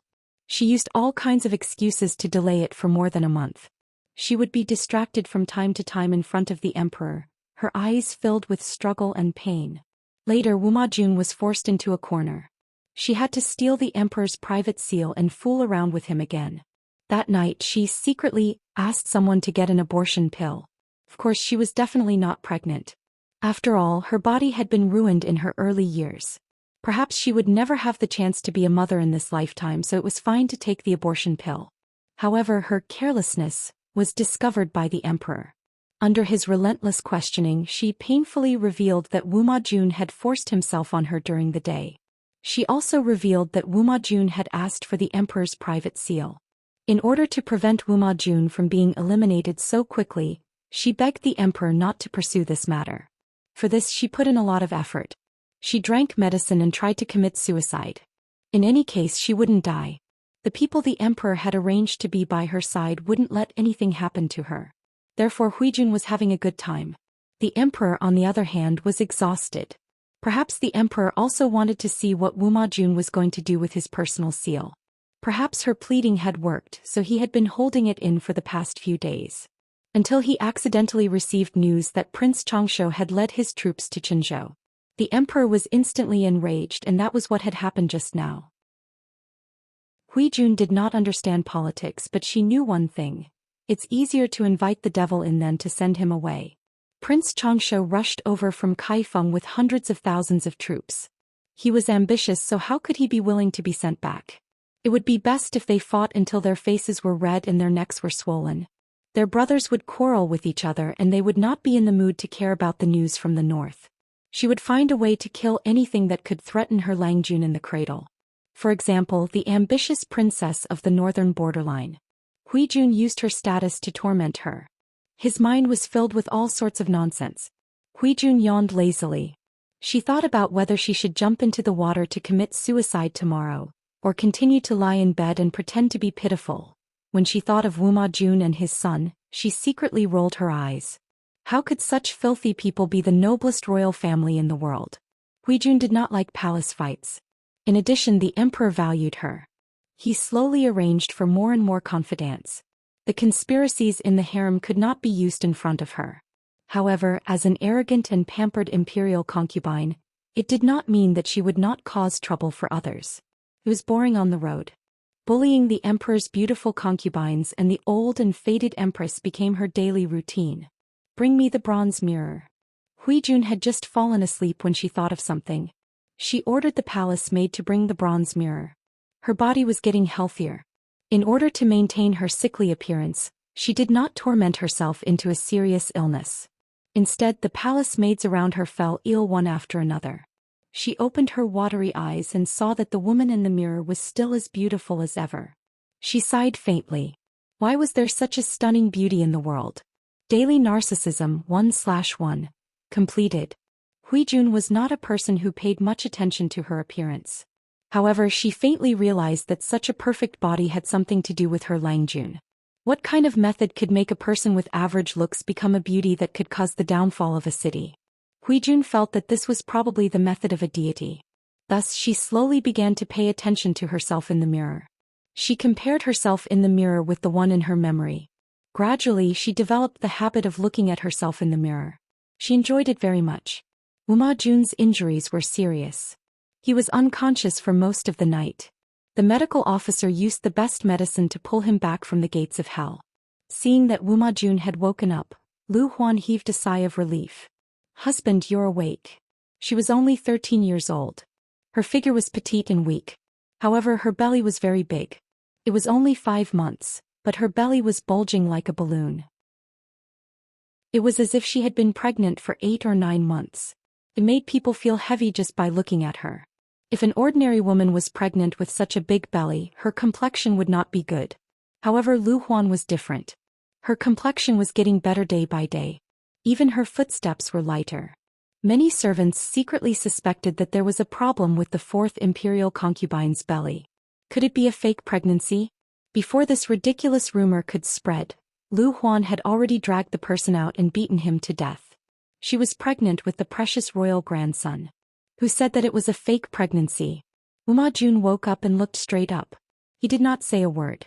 However, deep in his eyes, a thick and dense hatred was brewing. Husband, drink some ginseng soup. I personally brewed it for you. Lu Huan tried hard to fight for Wuma Jun's love. Unfortunately, this person did not touch her except on their wedding night. She knew that Wuma Jun still had that B*teeth Huijun in his heart. Get lost. Wuma Jun raised his hand and knocked the bowl of ginseng soup to the ground. His face was ferocious. His eyes were bloodshot. He looked very terrifying. In the north of Dongqing, it had become a battlefield for the Tsing-Yi army and the Red Lotus group. The people were mourning. Only Xiangyang district had become a pure paradise. The construction progress was getting faster and faster. The entire district was full of vitality. The forces in the south of Dongqing were even more nervous. Prince Changsho did not obey the imperial edict and refused to return to his fief. His ambition was obvious. Under such circumstances, the forces in the north borderline also began to stir. Lu Shi returned to Chongzhou under such circumstances. He took a brief look at the government affairs during this period of time. He discovered that there were faint rumors in the north borderline. Obviously, they felt that the time was ripe. They wanted to take advantage of Dongqing's complete weakness to destroy Dongqing in one fell swoop and occupy the central plains at the lowest cost. Their ambition was not small. Lu Shi roughly estimated the situation in Dongqing and sneered coldly in his heart. Before the 3 tribes of the north borderline made a move against him, he would first make a move against them. Crack. Lu Shi took a bite of the seasonal fruit. His mouth watered. He waved his hand and summoned his butler. The Lu residents had many businesses in the open and in the dark. Their business network had already spread throughout the north borderline. This was an invisible intelligence network. Before the outbreak of chaos, he wanted to make a fortune. Otherwise, when the north borderline completely declared war on Dongqing, such good business would be rare. Thinking of the 20 sets of exceptional treasures, Lu Shi's smile grew wider. Chapter 443. The northern borderline was vast and had a small population. Coupled with the years of war, it was difficult for the people to survive. In the past 20 years, the royal family of the northern borderline, under the suggestion of the wise ones, finally agreed to cultivate and recuperate. They encouraged the people to have children and actively opened up business and trade with neighboring countries. Without a doubt, this policy was very correct. Today, the three tribes of the northern borderline were prosperous and lively. The country was extremely powerful. More than a decade ago, they launched a sneak attack on the border of Dongqing and took over the three cities of Chongzhou and Shangyu County. This made the northern borderline arrogant. They even thought that they had the absolute power to enter the Central Plains. After all, Dongqing was too weak now. It could not withstand the ravages of their armored cavalry. The country's demise was imminent. The wise ones of the northern borderline realized this and hurriedly beat them down. Only then did they manage to suppress the impetuousness and arrogance of the northern borderline. In recent years, Princess Anyina had interfered. Dongqing's political situation had become more and more chaotic. The country's power had plummeted. In the eyes of the northern borderline, Dongqing was already in the bag. As soon as their king of the northern borderline gave the order, they could mobilize their troops to attack Dongqing. Under such circumstances, the king of the northern borderline could no longer hold back his pride. The king's authority was getting stronger and stronger. Until now, the wise one's honest and harsh words had aroused the king's disgust. This impetuous and arrogant atmosphere affected the entire northern borderline from top to bottom. Wu Liba, the strategist of the northern borderline's wise ones, seemed rough and rash, but he was actually a meticulous strategist. He realized the hidden dangers of the superficial arrogance in the northern borderline. He had advised the king of the northern borderline several times. No matter how weak Dongqing was, it was once one of the top 5 in the Central Plains. They should be extremely cautious when facing this enemy.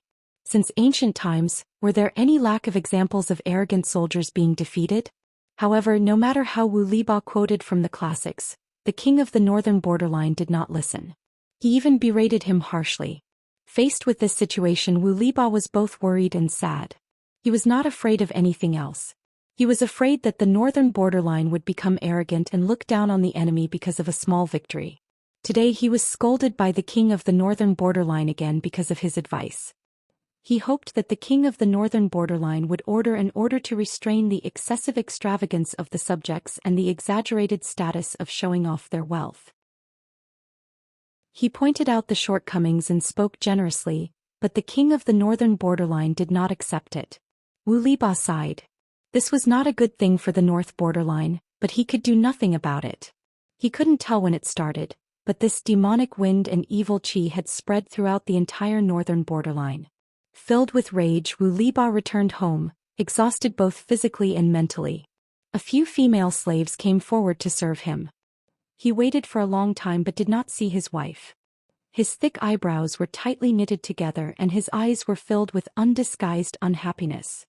He really looked down on this crude and uncultured wife of his. However, this marriage was fought for by Wu Liba's elders. Because his wife's maiden family ran a trading company, their wealth was well known in the northern borderline. When he marched to war, he needed the help of this generous wife to supply his rations. On account of this, Wu Liba felt that he could still tolerate this wife. However, men, especially men from the northern borderline, which one of them didn't want a shrewish wife to be gentle to them? This was a thought that even Wu Liba could not avoid. He had a strong desire to possess and control his wife. If he returned home one day and did not see his wife, Wu Liba's mood would become very bad. The northern borderline did not value a woman's chastity. There was no such thing as loyalty between husband and wife. If the wife was not satisfied with or did not like her husband, she might turn around and have an affair or keep a gigolo. Wu Liba believed that he was well versed in the culture of the Central Plains. Of course, he could not accept his wife climbing over the wall to find a man. Whenever his wife was not within his sight, Wu Liba could not help but worry that she was fooling around with a gigolo. He was in a bad mood and asked the female slave in a gruff voice, "Where did Madame go?" The female slave replied with trepidation, "Madame went out with a few other noble ladies. She will be back in about 4 hours." Hearing this, Wu Liba's mood became even worse. He snorted angrily, "Lead the way, let's go take a look."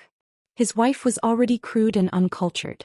If she mingled with those women, how could her upbringing be good? At this moment, Wu Liba's wife was shopping heroically. Yes, shopping. When people went out to shop, they did not buy the good ones, only the expensive ones. One person could buy up an entire street. Her family was rich and the northern borderline valued women very much. Hence Wu Liba's wife did not lack money. Moreover, her husband was a brave general of the northern borderline. He was from the Wise Ones clan and was highly respected. Even the king of the northern borderline had to treat him with respect. Wu Liba's wife's life could not be more comfortable. When she was bored, she would bring a group of sisters to sweep the streets. Now, a group of northern borderline noble ladies were eagerly waiting for the treasure house's shopkeeper to deliver the treasures. Ladies, sorry to keep you waiting. The treasure house's shopkeeper was of mixed blood. He had the gentleness and elegance of a man from the Central Plains, but also the boldness and valiance of a man from the northern borderline. If not for the fact that he was already 45 years old and had a few granddaughters and grandsons, many high-ranking officials in the northern borderline would not be at ease to let their wives frequent the treasure house. This man was too charismatic. If he were to sleep with his wife while shopping, it would be a grievance. The shop often sold precious smuggled goods. This was also the favorite place of the northern borderline's aristocrats because the goods were good and expensive. The man held a box steadily in both hands. His slightly thin lips spoke in an elegant and tactful tone. These noble ladies even dared to press their husbands to the ground and beat them up. Usually when they shouted, their voices could be heard from miles away. However, in front of this elegant middle-aged man, they could not help but display the demeanor of a lady. They patiently waited for him to slowly open the box and reveal the rare treasures inside. This is a colored glaze ware. Ladies, please take a look. After the box was opened, the ladies' eyes were all attracted by the items lying quietly in the box. Wu Liba's wife only came to her senses after a while. She opened her mouth and asked, "Mr. Shopkeeper, how much are these treasures?" The shopkeeper said, "This is a set of tea ware. The quality and workmanship are rare in the world. The price is a little expensive." Wu Liba's wife said with a smile, "Could it be that shopkeeper is worried that I cannot afford it?" The shopkeeper said, "Madam must be joking. Madam's family is rich enough to rival a country. Everyone in the Central Plains knows that. How could Madam not be able to afford it? Even if you really cannot afford it for Madam's sake, this set of treasures should lower its price and beg you to take it away. A treasure should be matched with a beautiful woman. Only a beautiful woman like Madam can bring out its value." Madam Wu Liba's cheeks reddened. The smile on her face grew brighter. Shopkeeper is really getting better at talking. There was no woman who did not like to be praised. Madam Wu Liba was even more so. Although the other ladies were not as rich as this one, they were also extravagant. They hurriedly inquired about the price. The shopkeeper's eyelids narrowed slightly. He said gently, "This set is of above-average quality. It is not considered the best. Therefore it is only sold for 25,000 strings of coins." 25,000 strings of coins? This price made many of the ladies hesitate. It was not that they could not afford it, but they felt that it was slightly expensive. Chapter 444. Why didn't he bring out the best? Of course, it was to test the ladies' acceptance of these colored glaze wares. Otherwise, how could he set the highest price? The shopkeeper still had a smile on his face as he calmly pacified her. "Madam, please don't blame me. I'm not being rude to you, it's just that. If this humble shop brought out the best treasures, it would raise your standards. When that time comes, what treasures should this humble shop bring out to attract your attention and make you linger here?" Madame Wu Liba blushed and clicked her tongue.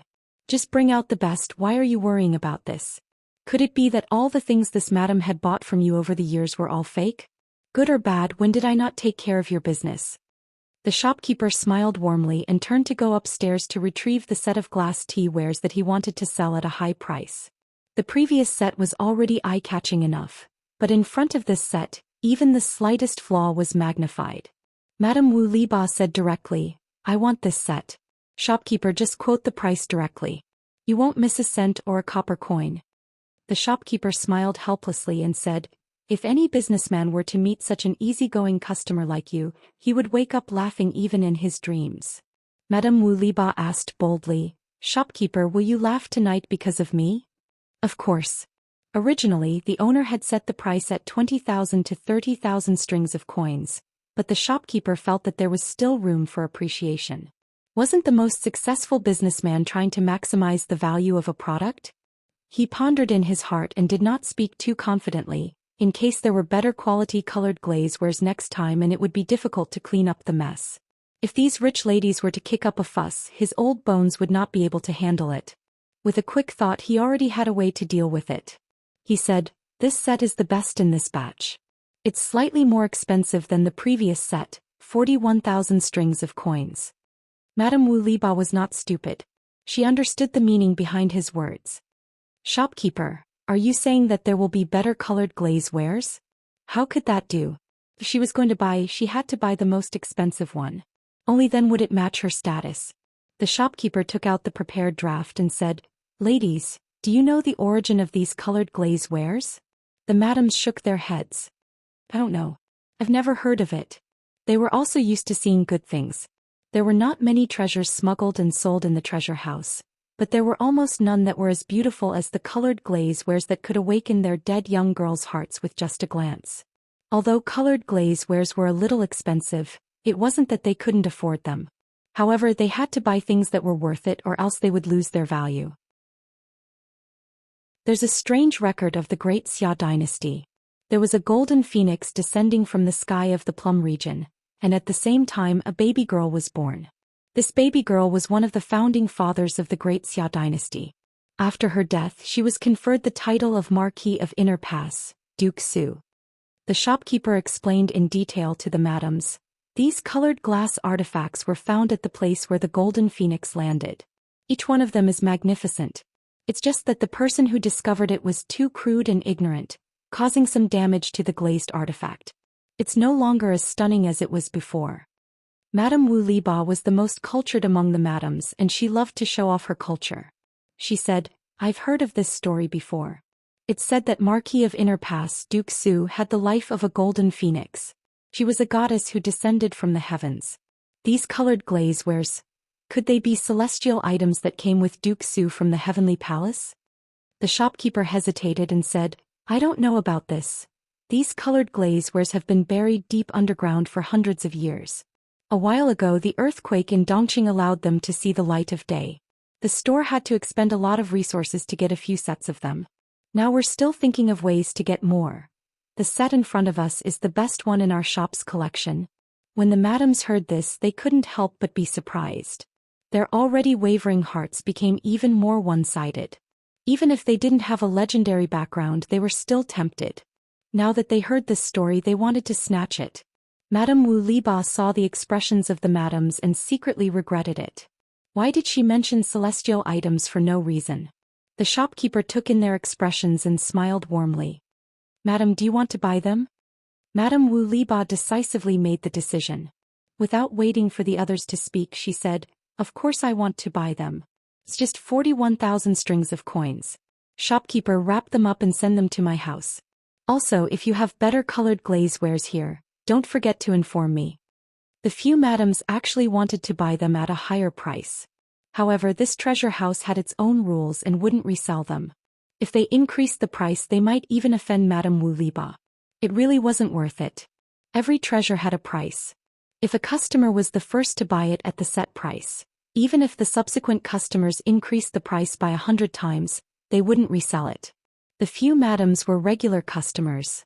Of course, they knew the shopkeeper's temperament. The more upright he was, the more it showed his strength of character. He was obsessed with earning money, but he didn't stink of money. Many noble ladies from the north borderline wanted to invite him to be their guest. However, he was loyal to his wife. The Princess Royal of the north borderline had also offered him an olive branch, but he wasn't moved. He had such strength of character, humor, looks, and talent. There wasn't a single part of him that wasn't good. How could he not be attractive? Another plump madam opened her mouth.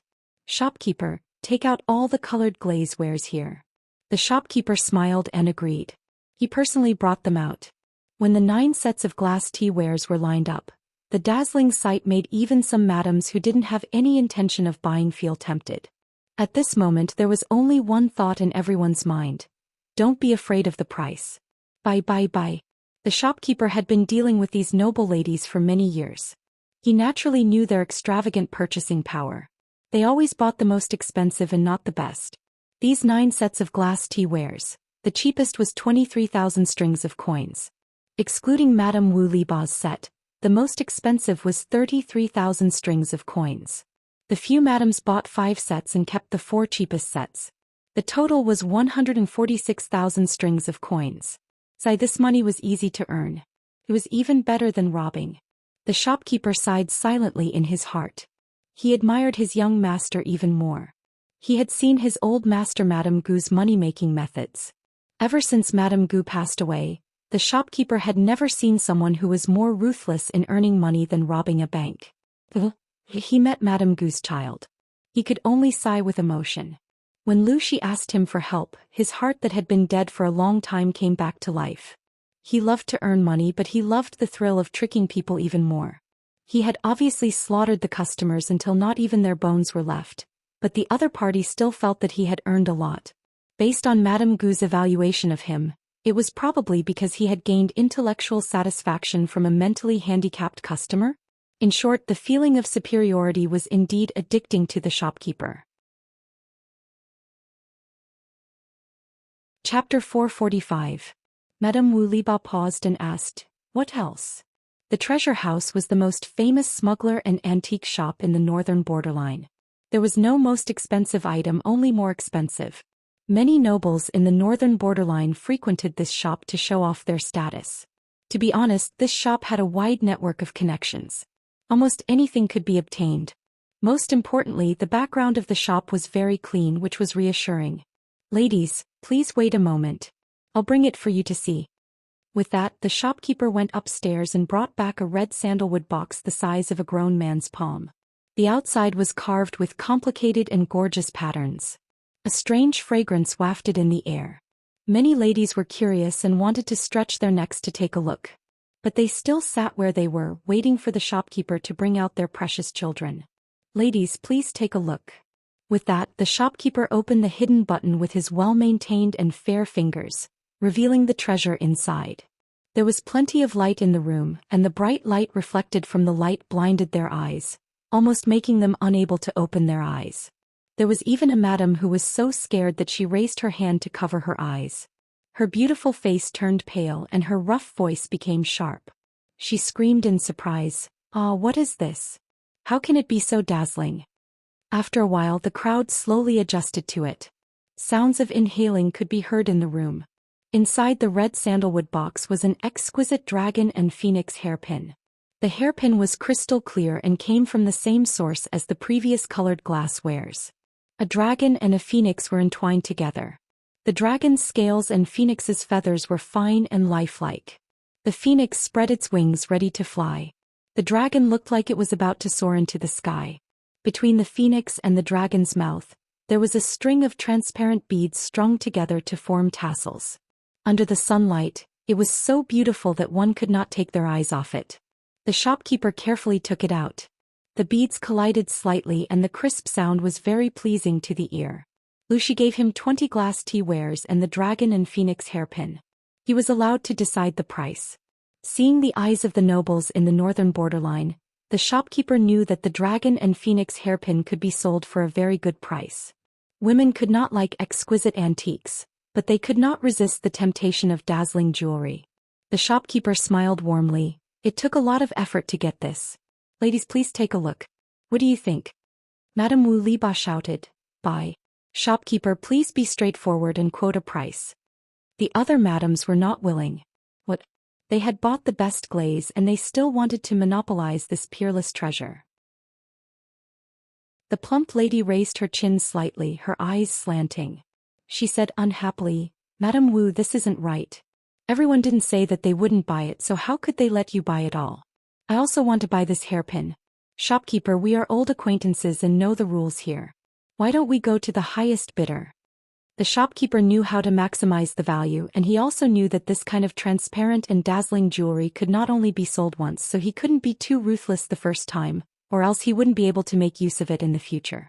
This principle was the same as raising pigs and only killing them during festivals. Because they were fat, it would feel good to slaughter them. "Madams, please listen to me. There's news from my store that there's more than one piece of jewelry." The shopkeeper spoke up to ease the atmosphere. "It's just that they're currently in someone else's hands. It'll take some time to get them. Madams, if you can wait for a while, then you can buy it again. Don't hurt the harmony. When the madams heard this, their expressions turned slightly better. They believed in the shopkeeper's ability, and indeed he could get whatever he wanted. However, the earlier they bought, the earlier they could enjoy. There were only so many treasures, but there were many people fighting over them. When the reputation of this dragon phoenix hairpin spread, who knew how many northern borderline madams would want to buy it? How many competitors would there be then? Thinking of this, everyone had their own thoughts. At this moment, a familiar male voice came from outside. Madame Wu Liba's expression changed and she was faintly unhappy. The shopkeeper secretly raised his eyebrows. He had long heard of the reputation of the northern borderline's fierce General Wu Liba, but this was the first time he had seen him in person. If it was an ordinary person, he would probably be so frightened that he would bow and scrape or even make a fool of himself. But who was the shopkeeper? He had dealings with many northern borderline nobles. Back then, the Princess Royal of the northern borderline had a crush on him and wanted him to be her guest. He had managed to deal with such a large entourage, so why would he be afraid of Wu Liba? On the other side, when Wu Liba found out that his wife had spent 41,000 strings of coins to buy a set of flashy but impractical items, his face turned green with anger. It's just something to scare people. You're quite generous, wife. You don't even know that you've been cheated, Wu Liba said. Madame Wu Liba snorted and rolled her eyes at her husband. Pointing at the set of glass tea sets, she said, "You say that I've been cheated. Then why don't you tell me where they came from? Haven't you been to Dongqing and have a deep understanding of the customs and objects there? You can tell that they're not ordinary. Then why don't you take a look and see if they're treasures?" Wu Liba was choked by his own wife and was momentarily speechless. His brown-black face was twisted together. After a long while he said embarrassedly, "They look like porcelain." Nowadays there was already the technology to bake porcelain. However, the porcelain that was produced was mostly of poor quality. There were crisscrossing cracks on the surface. There were not many that looked good, so most of the people in the Central Plains still used pottery. As for porcelain, Wu Liba kept a set in his study. He often played with it. Porcelain was considered a luxury item in the Central Plains. The shopkeeper curled his lips and said in a warm voice, "Porcelain is mostly green or gray in color. It's of poor quality and is made from ordinary clay. Although I don't know what material is used to make these colored glasswares, they are clear and shiny. The texture is crisp and does not look like something from the mortal world. How can mere porcelain be compared to them?" Wu Liba heard this and could not explain it. He had some understanding of the things in the Central Plains, but he had indeed never seen anything made of this material. The color of the clay on the ground was mostly gray, black, yellow, and brown. It was impossible to make it transparent. Madame Wu Liba saw that he could not say anything and said angrily, "Humph, it's not your money. Why are you so distressed?" Wu Liba became more and more embarrassed, but he did not dare to argue with his wife, lest others laugh at him. Seeing the shopkeeper frown and lower his eyes, he became even angrier. The culture of the North Borderline was so superficial and extravagant. It was impossible to avoid this treasure house. Even if other similar shops popped up like mushrooms after the rain, the treasure house still sat firmly on the fishing platform. Who knew how much money it had earned over the years? Wu Liba was furious. "It's you scoundrels who make the North Borderline so luxurious." The shopkeeper said smoothly, "General, you are wrong. Life is short. You have tens of thousands of taels of silver at home. You can enjoy delicacies from the land and sea. Why do you still have to live like this? Your wife is of high status. Her clothes and daily necessities should be in line with her status. Otherwise, how is this different from wearing silk clothes and walking at night?" The shopkeeper's words could also be translated as, "You don't have money to buy for your wife. Your wife will buy for herself. Why are you blabbering?" Chapter 446. Wu Liba had nothing to say and could only glare at the shopkeeper with his bell-like eyes. The shopkeeper was still as graceful as ever. With Wu Liba as a teammate who was a burden, Wu Liba's wife was unable to purchase the dragon and phoenix hairpin. Under the persuasion of the shopkeeper, it was bought by a noblewoman for the price of 57,000 strings of coins. The lady took off the pearls on her head on the spot and put on the dragon and phoenix hairpin. The tassels and pearls collided with each other as she walked, making a pleasant tinkling sound. When she walked under the sun, the bright and beautiful colors made her the center of attention. The other ladies saw it and felt even more regret. Wuliba's wife was so angry that her face turned green. If it wasn't for her husband dragging her down, the hairpin would have definitely belonged to her. Now it was on someone else's head. She suppressed her anger and repeatedly reminded the shopkeeper to inform her immediately if there was any stock. The shopkeeper agreed with a smile, but only he knew what he was thinking in his heart. The easier it was to get something, the less valuable it was. He would let these ladies covet the dragon and phoenix hairpin for a while. When they were done with jealousy and hatred, he would introduce new glass jewelry. Would he still have to worry about not being able to sell it at a high price? Although the wise ones were an eyesore, they were indeed much smarter than the simple-minded people of the northern borderline. The shopkeeper had lived in the northern borderline for so many years and knew the internal situation of the northern borderline very well. Now that Dongqing was in chaos, if he did not prepare early, he was afraid that he would not be able to stop the northern borderline's cavalry. As a merchant, the only thing he could do was to earn more money from the people of the northern borderline and make the atmosphere here more welcoming to foreigners. Since ancient times, it was easiest to earn money from women and children. His old boss's words were indeed wise. The northern borderline had no shortage of gold and silver. Such a large transaction could not be done with scattered copper coins. Naturally, it had to be converted into gold, silver, and jewelry. Therefore, when the gold and silver worth a total of 203,000 strings of coins was delivered to the shop, even the shopkeeper, who was used to seeing large amounts of money, could not help but sigh.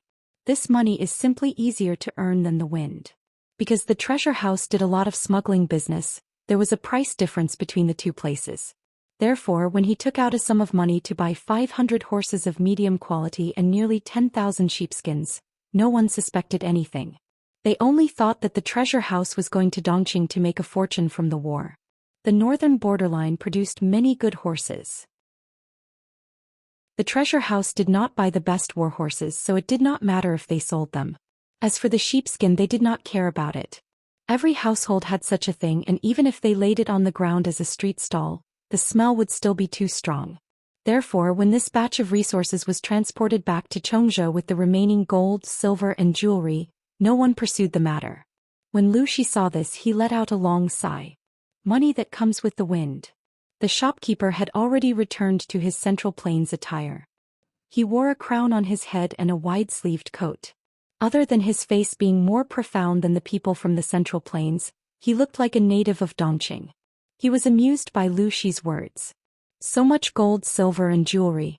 How strong must the wind be to blow them up? Lu Shi choked and put his hand to his forehead. He said helplessly, Your mouth is getting sharper. Ever since Gu Min passed away, the shopkeeper had not set foot in Dongqing for many years. If Lu Shi did not believe in the shopkeeper's loyalty to Gu Min, he would not have dared to hand over the business of the second branch of the Lu family to manage. Now that he had personally come back, Lu Shi was quite surprised. In the past, when I asked you to come back during festivals, you said you were not feeling well. Why did you come back now? The shopkeeper squinted slightly and said, I came back to see the young master. The business that Gu Min ran should be inherited by a descendant. The shopkeeper had been quite worried before, but now he was not. In terms of business, the young master was much more ruthless than the old master. The old master was at least doing proper business, but the young master was directly robbing. Lu Shi asked, What about these sheepskins and horses? The shopkeeper said softly, In another month the weather will start to turn cold. The earthquake in Dongqing has turned the north into a shiraba. The people have lost their homes. How much money can they bring with them? This winter will not be easy. These sheepskins are cheap. If we find a way to remove the stench and make them into clothes, they should be warmer than ordinary linen. The shopkeeper continued, As for horses, the northern borderline iron cavalry is already mature, but in Dongqing, how can an army fight without horses? These horses are not in good condition and do not have the bloodline of war horses. They are often slaughtered for meat, so it will not arouse suspicion. Because it was the first time, the shopkeeper could not buy too much. He could only plan slowly. Lu Shi was silent for a while. You are more careful than I am. I thank you on behalf of Lanting. I have used my connections to buy a batch of food in Hu County. Send it to Lanting when the time comes. She has managed it well. She is indeed the daughter that Min has high hopes for. She was the first female empress in history. How could she not be outstanding? The shopkeeper said, the parents are extraordinary, so the children are naturally extraordinary. After saying that, the shopkeeper seemed to have thought of something. He frowned and asked, how is your control over Hu County now? Lu Shi smiled. It's all right. Although he had been transferred to Chongzhou to be the Chongzhou magistrate, Hu County was the base camp that he had managed for many years. The new chief of Hu County appointed by the Dongqing Emperor was too weak. He had not been able to completely control Hu County after a few years. He was also unlucky to encounter the earthquake in the north. The royal family moved the capital and the entire court's prestige was greatly reduced. Now he was only an honorary chief with an empty title. Otherwise, how could Lu Shi have the ability to use his connections to buy a large batch of autumn food? After a few years he had already accumulated a large amount of rice. It was definitely enough to support the northern battlefield. However, his daughter seemed to have other plans. Lu Shi did not make a move and was prepared to act according to his daughter's intentions. Lu Shi asked the shopkeeper to bring 200,000 dawn of food first. He also sent 5,000 infantrymen and 2,000 cavalry archers to escort them. The north was in chaos now. The Red Lotus Group and the Tsing-Yi army were fighting fiercely. If they were not careful along the way, they might lose everything. In the blink of an eye, it was the middle of September. The heat of summer gradually subsided. The people of Xiangyang district changed into cool autumn clothes. Feng Jin's Chongqing was already 5 months old. He was lively and active. She could often roll from one corner of the room to the other. She was also impatient to stay in the house. She often wanted to roll out of the room. When the maidservants wanted to carry her, she would make a squeaking sound and slap their hands. If they carried her stubbornly, her crying voice could be heard far away. She still cried without tears. Over time, Feng Jin and his wife also let the child be. However, they never expected that the older the child, the more willful her temperament became. For example, today she especially clung to Feng Jin. She hugged his sleeves and refused to let go. She tried her best to crawl into his sleeves. Jingxian, carry Chongqing away. If I don't go to the government office, Lanting will mock me again. Chongqing probably understood the meaning of Feng Jin's words. She held her mouth and silently wept. Tears fell one by one. She did not cry or howl. She looked at Feng Jin silently and cried silently. After a while she became a tearful person. Wei Jingxian's heart ached. She really could not bear to see her child cry.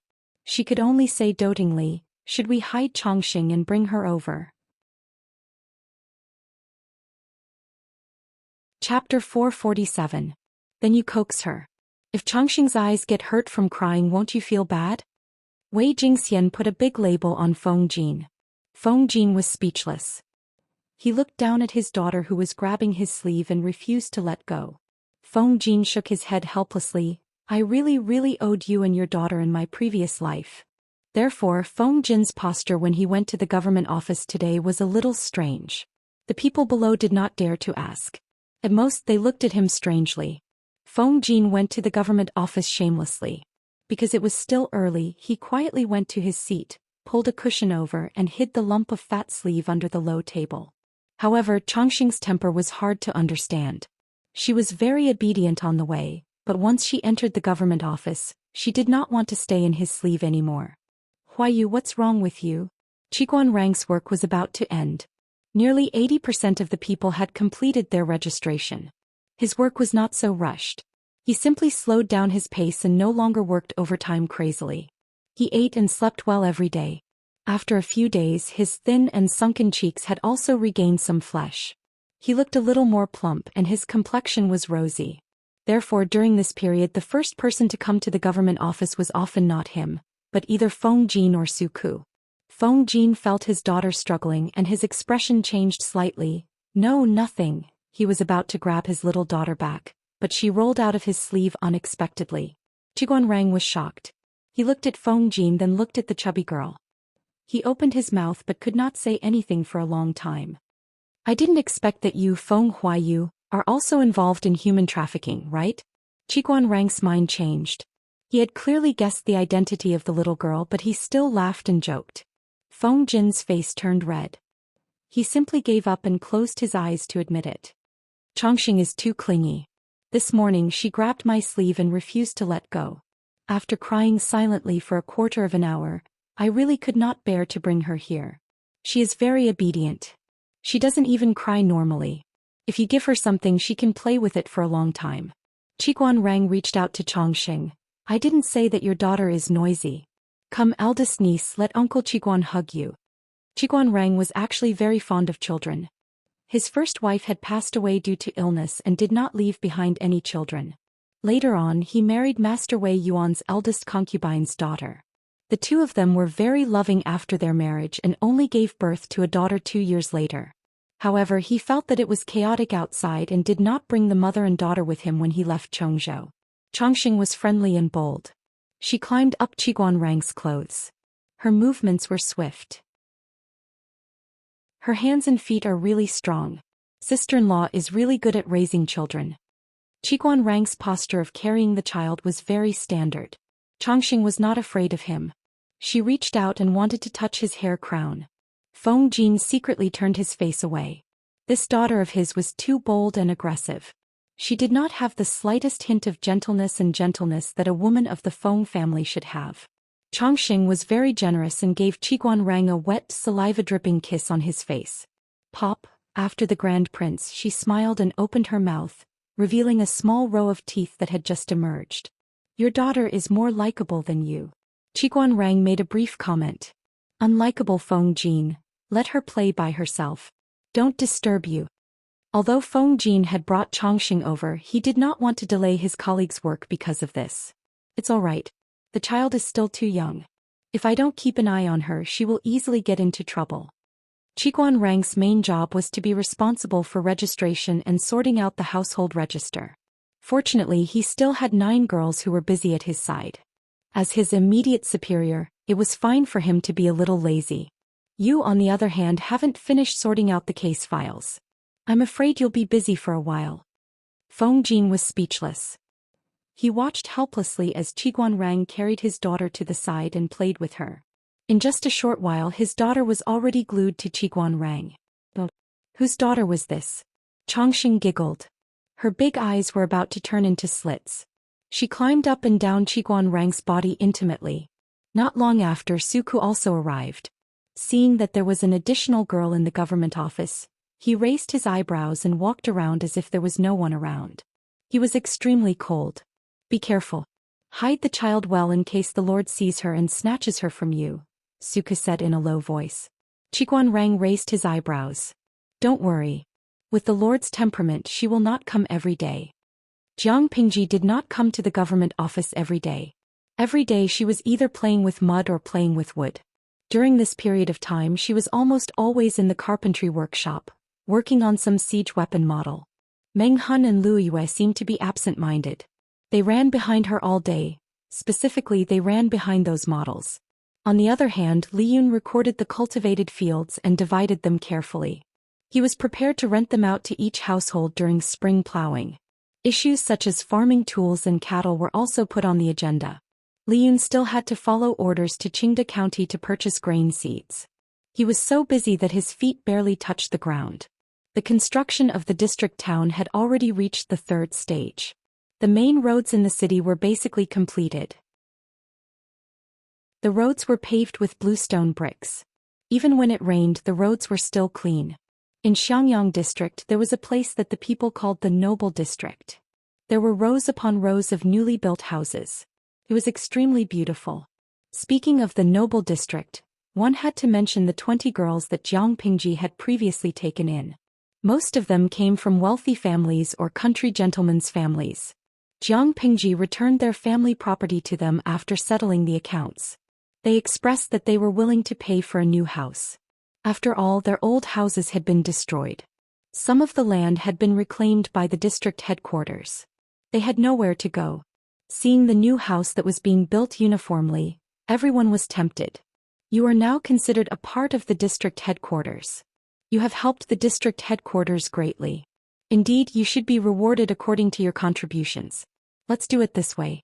The 5th batch of 2-level houses will be built for 4,000 strings of coins each. If you can't afford it, you can pay a deposit first and the rest will be paid in installments. If you agree, I will sign a new contract for you. Faced with the requests of the girls, Jiang Pingji thought for a while and came up with a compromise. Do you have any thoughts of entering the district headquarters to work? You can choose to pay with grain or money of equivalent value. They could still manage the manpower they had now, but when their territory expanded in the future, they would probably go crazy with work. Taking advantage of the buffer time, they should first train a group of people. If they needed more people in the future, they could directly send them over. Just thinking about it made them happy. The girls listened to Jiang Pingji's suggestion and opened their eyes wide in surprise. During this period of time working in the district headquarters, the hard work had diverted their attention. It had more or less soothed the hurt they had suffered from the Tsingy army. Although it was very tiring, the girls quite liked the feeling of working on their own. It was much more fulfilling than staying in the backyard. Hearing that they could receive a monthly salary, they were even more tempted. Some of them agreed on the spot. Others also agreed after some hesitation. Without Jiang Pingji, they would have long been tortured to death by the Tsingy army.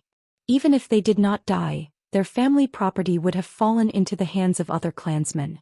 Lonely women who had lost their chastity could hardly survive in today's world. The young district magistrate in front of them gave them a chance. Only fools would not seize it. If they had a position in the district magistrate, the shameless elders in the clan would not be able to force them to do anything. Without much effort, Jiang Pingji recruited another 23 literate and good employees. They were deeply grateful to her. They would not complain no matter how late they worked. They rushed to do any paperwork. Chapter 448. The maids in the residence always treated Chongqing carefully. Of course, she did not like maids. Qiguan Rang did not think that children were delicate. Not only would he pat her but to urge her to crawl forward, but he would also tempt her with brightly colored things. Therefore Chongqing liked to play with Qiguan Rang. He was a good playmate. She crawled quickly with her hands and feet, giggling non-stop. Sparkling saliva hung from the corner of her mouth, and her smile was very bright. She looks like you and sister-in-law, but this character. How do I put it, they are not alike at all. Qiguan Rang could not imagine Feng Jin crawling while giggling. The key was that this little girl had a bad temper. It was okay to tease her occasionally, but if she got angry she would argue with you directly. She was willful and overbearing. Feng Jin buried his head in the files. His daughter was playing happily with Qiguan Rang, which made him feel sour and pitiful. She is just a child who doesn't know anything. What character can you see? Feng Jin said as he put the organized files in the designated position. Then he took out another scroll and slowly spread it on the table. He glanced at Qiguan Rang from the corner of his eyes. This guy was holding his glass and waving it in front of Chongqing. Then he led the little girl to crawl from the north side of the government office to the south side. His daughter was still giggling and crawling over. The entire mats of the government hall were wiped by her petite body. Who said that? Don't old people say that 3 years old can tell one's age? There is not much difference between 3 years old and 3 months old. Anyway, your daughter's character is not gentle and virtuous. Qiguan Rang usually liked to keep a straight face, and even looked at people with dark eyes. However, when he played with Chongqing he showed some gentleness and pampering. This was seen by an acquaintance. How could he not find it rare? Feng Jin almost broke the brush in his hand. What did he mean by his daughter's character was not gentle and virtuous? Which woman of the Feng family was not educated, gentle, virtuous, intelligent and beautiful? Qiguan Rang did not tease Chongqing anymore. He let her grab his sleeve and climb on top of him, wiping his sleeve with her saliva. Come, you must be tired. Let uncle hug you and rest. He did not mind the dirt. He picked up the giggling Chongqing and found a comfortable position for her. He said nonchalantly, in today's world it's not wrong for a woman to be stronger. Do you still remember reading the 4 self-accomplishment classics for women? That's what they look like when they're too gentle and virtuous. Feng Jin was taken aback. He was rendered speechless by Qiguan Rang's words. I hope that my daughter can be as active and lively as Chongqing. When she grows up, I'll hire a martial arts teacher for her. Who knew when the world would calm down? The daughter that he had raised with his own hands was the apple of his eye. He could not bear to hurt her at all. For example, Huai Yu, when Chongqing was bothering you, Didn't you still secretly bring her in your sleeve? However, when a woman grows up, she has to get married and have children. This is the way of reproduction as well as the natural order of things. As a father, how many years could he accompany her? Children should walk their own paths in the future. If they were stronger and braver, they would get hurt less in the future. Don't you agree, little Chongqing? Chongqing did not understand these words, but she knew that Qiguan Rang was talking to her, so she giggled. Feng Jin was silent for a long time. After a while he said, "Isn't it still early?" 16 years at most. Qiguan Rang's face was sullen. He pursed his lips. How old was sister-in-law when you married her? Feng Jin was suddenly speechless. He was in a terrible mood. He did not know if it was because he felt that his daughter was too short by his side, or because of Qiguan Rang's words. Hey Xiaoyu, why aren't you saying anything today? Qiguan Rang sat on the ground and teased Chongqing. Suka happened to walk past him. Suka sneered. I don't have a daughter. Asking a man who did not even have a daughter to participate in such a sad topic, was he trying to stab his heart? Qiguan Rang secretly pursed his lips. Chongqing, who was in his arms, giggled and wanted to stand up. Then she pulled his hair crown. Which family's child is this? Jiang Pingji was dressed in a short brown shirt and had a windproof cloak draped over her shoulders. She looked like she had just come out of the carpentry workshop. As soon as she entered the door, she saw Qiguan Rang sitting on the ground holding a fair and tender baby. She could not tell that this guy had the potential to be a nanny. Judging by her appearance, she's from Huayu's family? Qiguan Rang held Chongqing and bowed slightly. My lord, this is Chongqing from Huayu's family. Chongqing did not care who came. She grabbed his hair crown and did not let go. She screamed and prepared to exert force. After a while, a pair of strong, lean hands grabbed her under her armpits and lifted her up. But she was still holding on to the man's hair, and her two chubby paws refused to let go. They were in a silent stalemate. Qiguan Rang reluctantly took off the hair crown and stuffed it into his sleeve. She would not be able to grab it this way. It's quite heavy. Jiang Pingji held the child in her arms and weighed him. He was much heavier than other children of the same age. Feng Jin's face darkened. Chongqing, don't mess with the lord. Come to daddy. If Chongqing messed with Qiguan Rang, he could still remain calm. If she messed with Jiang Pingji, it would not do according to the hierarchy. Don't be so serious. Chongqing and I are quite fated. I was the one who named her. Jiang Pingji teased Chongqing and pinched her bones. She was indeed a very strong baby. Feng Jin looked at her nervously for a while. When he saw that Chongqing did not cry, he slowly felt relieved. Jiang Pingji pinched Chongqing's chubby face. Looking at this girl, I feel that there will be a joyous occasion today. Qiguan Rang smiled and said, That's strange. This child was very noisy and lively before. Why is she so obedient when she's with the Lord? Jiang Pingji was not surprised. There was a slight smile on her face.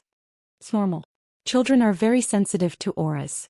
A child's perception of auras was incomparable to an adult's. Chongqing dared to mess with Qiguan Rang, but she did not dare to mess with Jiang Pingji. This was the survival instinct that small animals were born with. Tian Tian Zizai Xiuxian. Streamer, was this child born in the earthquake? Ren Xiandao, wow, Xiaobei looks so cute. She's chubby and has nice facial features. Daily Huangbu Kingshan, look at who Chongqing's parents are. The parents have good genes, so the child can't be too bad. Jiang Pingji was distracted as she glanced at the bullet screen. Her cheeks were flushed with a milky fragrance. Pop, Jiang Pingji turned her head to look. Little Chongqing was giggling. Her adorable appearance had captured a large number of fans. Naughty. Jiang Pingji gently tapped the tip of her nose. Chongqing did not understand. She hugged her finger and wanted to stuff it into her mouth. Ah woo, Jiang Pingji's fingertips touched her teeth. She wanted to pull her finger out. At that moment, heavy footsteps came from outside. Meng Hun knelt outside the door and panted. My lord, there are nearly 20,000 troops and horses 20 miles outside the city. Their intentions are unknown. The atmosphere at the scene froze. Subconsciously, Feng Jin looked nervously at Jiang Pingji and Chongqing in her arms. All the muscles in his body were ready to move as if he wanted to catch something. Jiang Pingji frowned. She lowered her head and gently pulled her finger out. She kissed the little girl's forehead in a comforting manner. Chapter 449.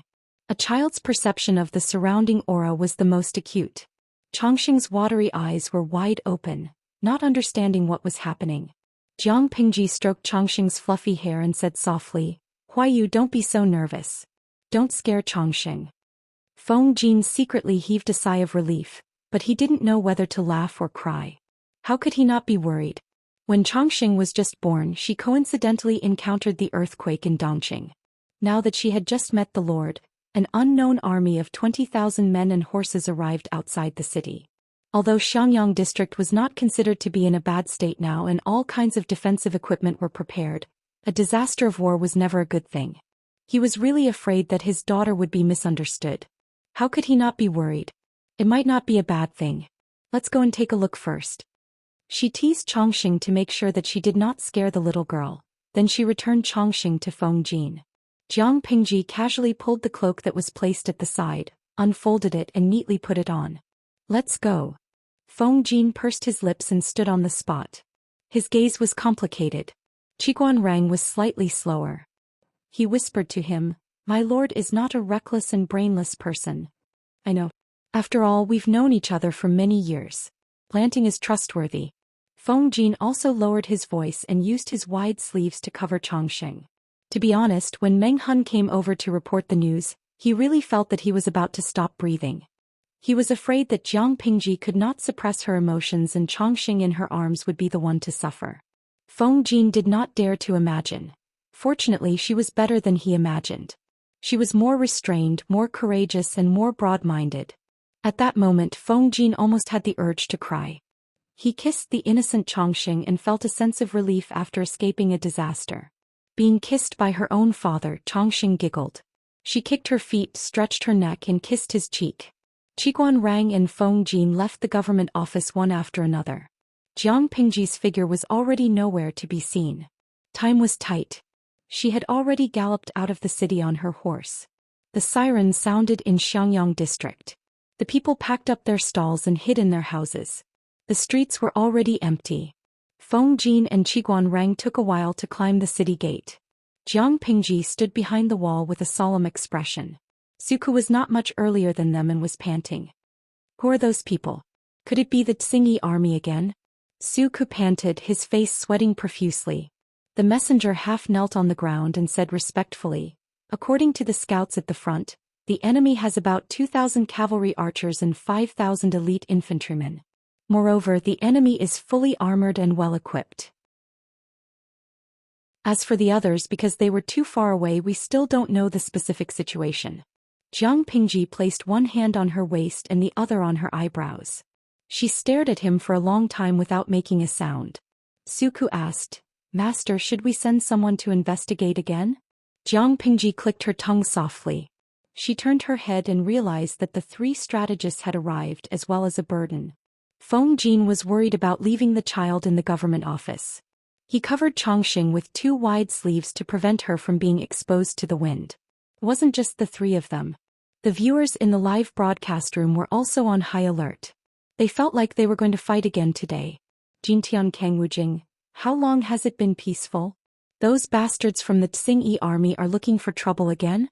I must wipe out the debt. Oh my god, I'm a little afraid of blood. People die in war. Should I quit the live broadcast room first? Xianggu Leiming. I had nightmares for a few days when I watched the streamer attack Xiangyang district and kill General Jiao of the Tsingyi army. Don't bully her. A war is about to break out. Children, retreat quickly. Jiang Pingji looked at them and raised her eyebrows. What were they talking about? Why are all of you here? And Huayu, the wind is strong on the city wall. Aren't you afraid that Chongqing will catch a cold? Her father was so broad-minded. It was definitely the credit of his virtuous wife Jingxian that Chongqing could be raised to be so fair and plump. Master. This. Feng Jin understood Jiang Pingji. Her expression didn't have the sternness before the war at all. Instead, she looked relaxed, which was strange. I don't know where the troops are from, but they shouldn't be coming for us. The alarm is temporarily cancelled. Jiang Pingji had fought in wars for many years in her previous life. Her battle experience was richer than the few beside her. Her mental brain domain had basically recovered. She was extremely sensitive to qi. Naturally, she could see that there was no murderous aura on the troops' horses. If they had come to attack Xiangyang district, their murderous aura would have soared to the sky. You're still too young. She clicked her tongue. Send someone down to ask him why he's here. Lao Ciji Lianming. As expected, I should have trusted the streamer. Her expression was normal, so she was definitely fine. Jintian Fanfa Phyla. I was scared to death. I felt like my heart was in my throat. Even though the host was in another dimension, they didn't like killing. It was best to avoid a confrontation. When two soldiers fight, they don't kill the envoys. Just ask them why they're here. They won't kill anyone. Jiang Pingji spoke calmly. Her expression was calm. Her dark eyes were filled with inspiring absolute confidence. Although I think this is nonsense. War is war. Death is death.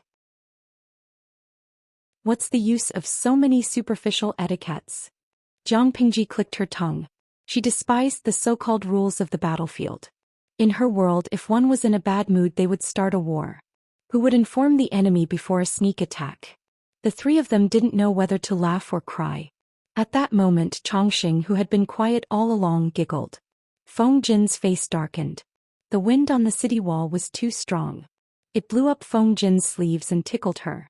Jiang Pingji simply took off her cloak and folded it to cover Feng Jin's shoulders. It covered Chongqing, who was in his arms. Thank you, my lord. Jiang Pingji glanced at him. You talk too much nonsense. The wait was long. After a long time, the person she sent out returned. At the same time, he brought along a man who was about 40 years old. His sideburns were a little gray. He looked clean and upright. His facial features were more defined than the men from the Central Plains. His eyes were not pure black. Instead, they were a light brown. The man stopped 10 steps away. He looked Jiang Pingji up and down. Tears were brewing in his eyes. As if he had confirmed something, the man folded his sleeves and bowed. Your servant, Gu Exin, pays his respects to the young master. At that moment, not only were Feng Jin and the others dumbfounded, but the audience in the streaming room was speechless. Even Jiang Pingji was stunned. What was going on? Jiang Pingji said, Old sir, let's talk things out. What are you doing? Although she said that, she had some guesses in her heart. The man called himself Gu Exin and called her young master. Could he be the old man who used to serve her mother? When she thought of the large army of nearly 20,000 people outside the city, her heart skipped a beat. Intense joy surged in her heart. Chapter 450. Young master, you're flattering me. The person in front of him was the shopkeeper of the treasure house in the northern borderline. He had long been freed from his slave status, but in front of Gu Min's only descendant he still addressed himself as an old servant. This was his respect for Jiang Pingji and his nostalgia for Gu Min. It's been more than 10 years. Young master is already so grown up. If the old master knew how happy she would be. Others valued boys more than girls, but the old master prayed everywhere when she was pregnant, hoping that God would bestow her a daughter. Gu Exin had collected many female guanyin for Gu Min. He had a deep understanding of Gu Min's obsession. Now that he saw that Gu Min's daughter had grown up to be a dashing beauty, he had no regrets in this life. Now wait a minute. What was dashing beauty? Gu Exin looked at Jiang Pingji with a conflicted expression and did not speak for a long time. Jiang Pingji gazed at the troops outside the city. Are you really my old servant? Gu Exin understood and said, Young master, don't misunderstand. Those are the people I borrowed from Magistrate Liu. It's not easy to do business in times of peace, let alone in this chaotic world. In order to deliver your things safely, I borrowed some troops from Master Liu. I didn't expect to cause misunderstandings. Jiang Pingji could not help but smile slightly and said, Thank you. How should I address you? Not to mention Gu Exion's age and qualifications, just by looking at his clothes and bearing, he was not an ordinary person. Jiang Pingji would not really treat him as a servant just because he called himself an old servant. In terms of age, Jiang Pingji's age in her previous life plus her age in this life could be considered Gu Exion's age after rounding it up. Gu Exin thought for a while and said in a slightly hoarse voice, If you don't mind, you can call me Uncle Gu. Uncle Gu. Jiang Pingji readily agreed. Gu Exion seemed to be recalling something. His eyes were filled with red veins, but he happily responded, Sigh. The three of them and the audience in the streaming room were still in a state of confusion. They did not understand how the situation suddenly took such a big turn. It was not until the two finished talking that they understood one by one and felt relieved. It would be best if there was no need to fight. This Gu Exen seemed to be acquainted with the Lord Streamer, so he might even bring something good with him. Jiang Pingji guessed what Gu Exen had sent over. She smiled as she took Chongqing from Feng Jin's arms and kissed the little girl's forehead. Lucky star. Chongqing's eyes widened in confusion. She cried out and struggled to return the kiss. Little did she know that this action of hers had caused a huge misunderstanding to Gu Exen. He looked at Chongqing, who was giggling, and Jiang Pingji in shock. Then he glared at Feng Jin. Take her away. It's easy to catch a cold on the city wall due to the strong wind. It's not easy to treat a sick child. Chongqing was returned to Feng Jin along with the cloak that she used to shelter her from the wind. The little girl looked aggrieved. The police report in Xiangyang district had been lifted. Not only did the person who came not cause trouble for her, but he also gave her money, food and horses. Gu Exen was a serious and rigorous person. He temporarily put aside his inner conflict and slightly lagged behind. He followed Jiang Pingji down the city wall. As he walked, he reported the items that he had brought over clearly. He even clearly stated the number of items that he had used during the journey. He even made a list. He did things openly, allowing others to see his sincerity at a glance. Hearing the arrangements for the sheepskin and horses, Feng Jin and the rest looked at him with admiration. They were not lacking in food now. The items that Gu Exen had sent had really solved their urgent need. Due to the people who had migrated from Shangjing and Fengyi, plus the thousands of members of the Tsingyi army who had been captured, the people in Xiangyang district had more people than before the earthquake. Winter in the north of Dongqing had always been very cold. There was not enough clothing in the city to keep out the cold. Suku was still worried about how to get through the winter. He did not expect Gu Exen to send sheepskin over. He had sent over 10,000 sheepskin that had already been tanned. If these sheepskins were to be purchased in Dongqing, the price would not be cheap. It was estimated that they would not be able to purchase so many sheepskins. Not only that, the wool of the sheep reared in Dongqing was short and sparse. The wool that Gu Exen had sent was long and dense. A sheepskin was very heavy to hold in one's hand. However, how could such sheepskin be made into clothing to keep out the cold? Jiang Pingji frowned as she thought of a solution. The audience in the streaming room was also racking their brains. Haha. Why don't we just cut the wool to a suitable length? Gaofi finally arrives. It's not a problem to cut it, but look at how thick the wool is. It feels like the owner of the sheepskin has never had his wool trimmed since he was born until he was slaughtered. What about the wool that was cut to a suitable length? It's not good to waste it. Yuyokianla. Let's recycle the wool that was cut. Wash it and stuff it into the lining of the clothes as cotton. Everyone could not help but think of the method of using down jackets. Seemed like it was not impossible. Jiang Pingji felt that there was another use for it. She used to visit the largest history museum in the Federation. She once saw a type of clothing called sweater. It was a scarf made of thread. According to the introduction at that time, there seemed to be wool in it. She just did not know how to turn the wool into thread and weave it. If there was no audience in the streaming room, Jiang Pingji would probably have to experiment for a while. If the experiment failed, she could only ask someone to wash the wool, comb it, and then sew it into the lining of the clothes to keep warm. But now that there was an audience, she only needed to ask.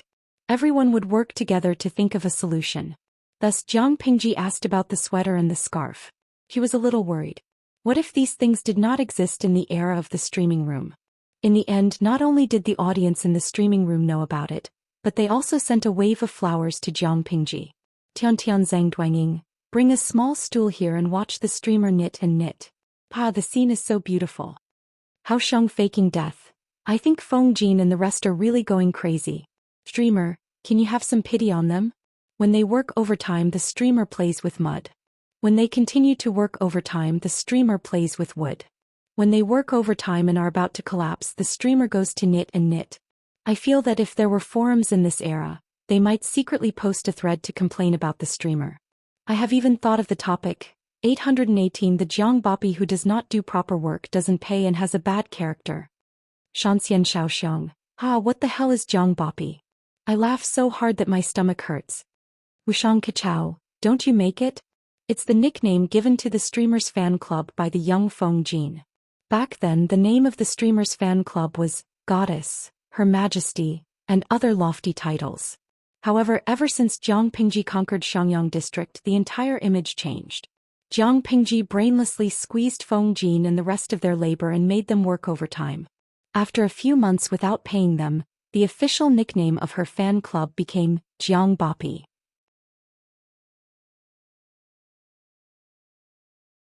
Chapter 451. She seriously asked the audience in the streaming room for advice. Although they laughed, they were still very enthusiastic. It didn't take long for Jiang Pingji to get a lot of text tutorials. Not only was there hand spinning teaching you to weave wool into yarn, but there was also 100 ways to knit wool. It was easy to say but difficult to do. There were many details involved and the audience in the streaming room couldn't answer them.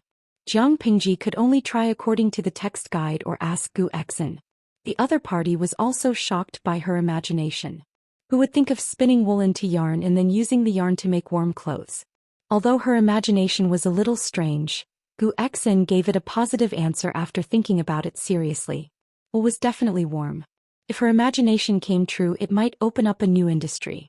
He had a hunch that there must be a huge business opportunity in it.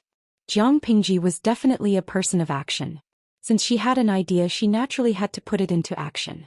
Go and recruit some skilled and experienced embroidery maids. They will be paid daily and their meals will be provided.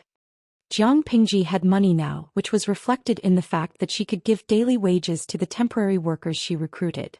As soon as the news was sent out, many women came to apply for the job.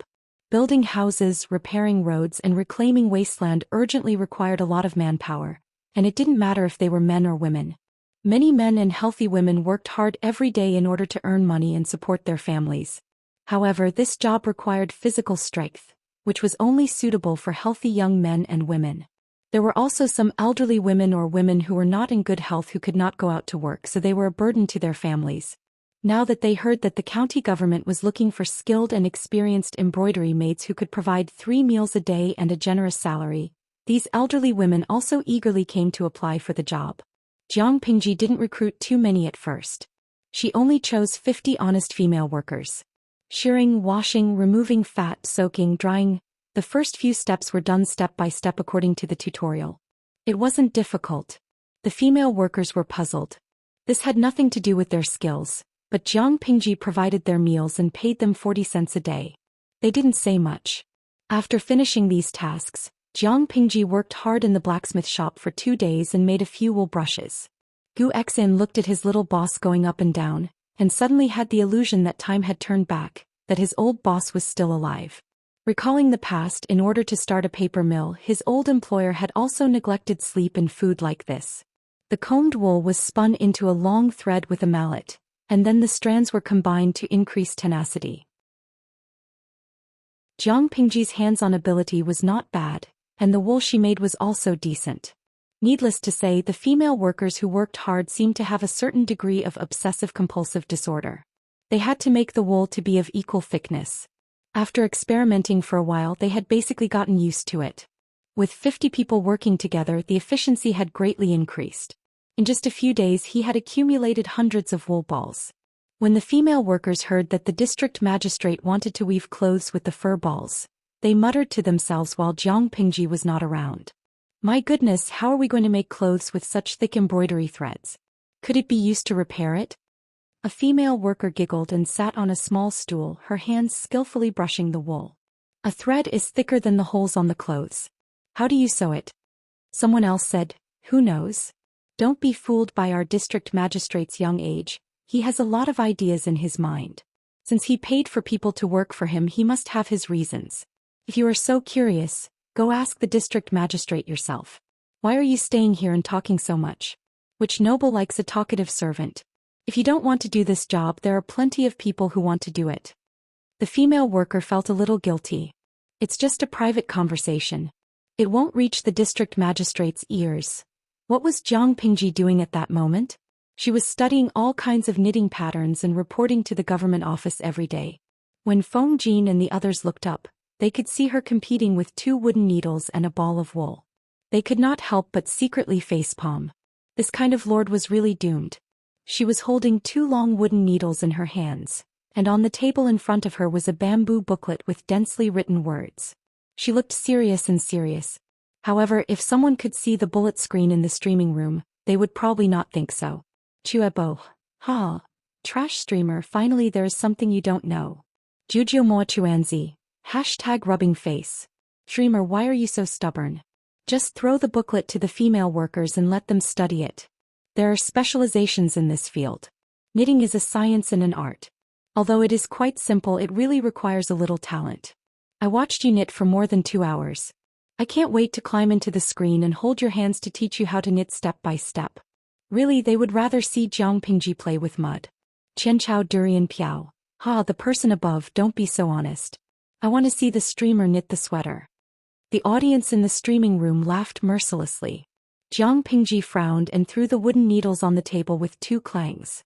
Qiguan Rang secretly curled his lips and quietly looked away to avoid being caught by Jiang Pingji. Because Gu Xen had sent a large amount of grain, horses and sheepskin, these things had to be accounted for and stored in the warehouse one by one. Qiguan Rang and the others were busy with this, reliving the pain of working overtime to death. However, their lord did not take pity on her subordinates.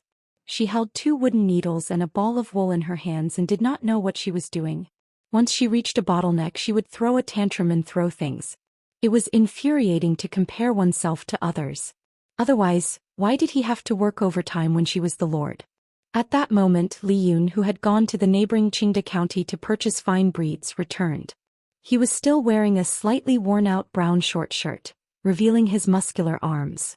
Both of his feet were washed clean. His trousers were pulled up to his knees, revealing his strong and explosive calves. Li Yun's appearance diverted the attention of a portion of the fans. Jiang Pingji glanced at Li Yun, then looked at the wooden needles and wool on the table.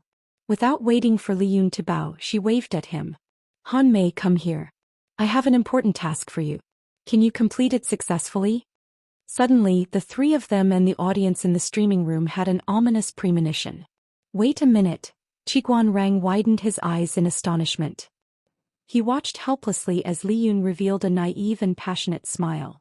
I will do my best to complete the task entrusted to me by my lord.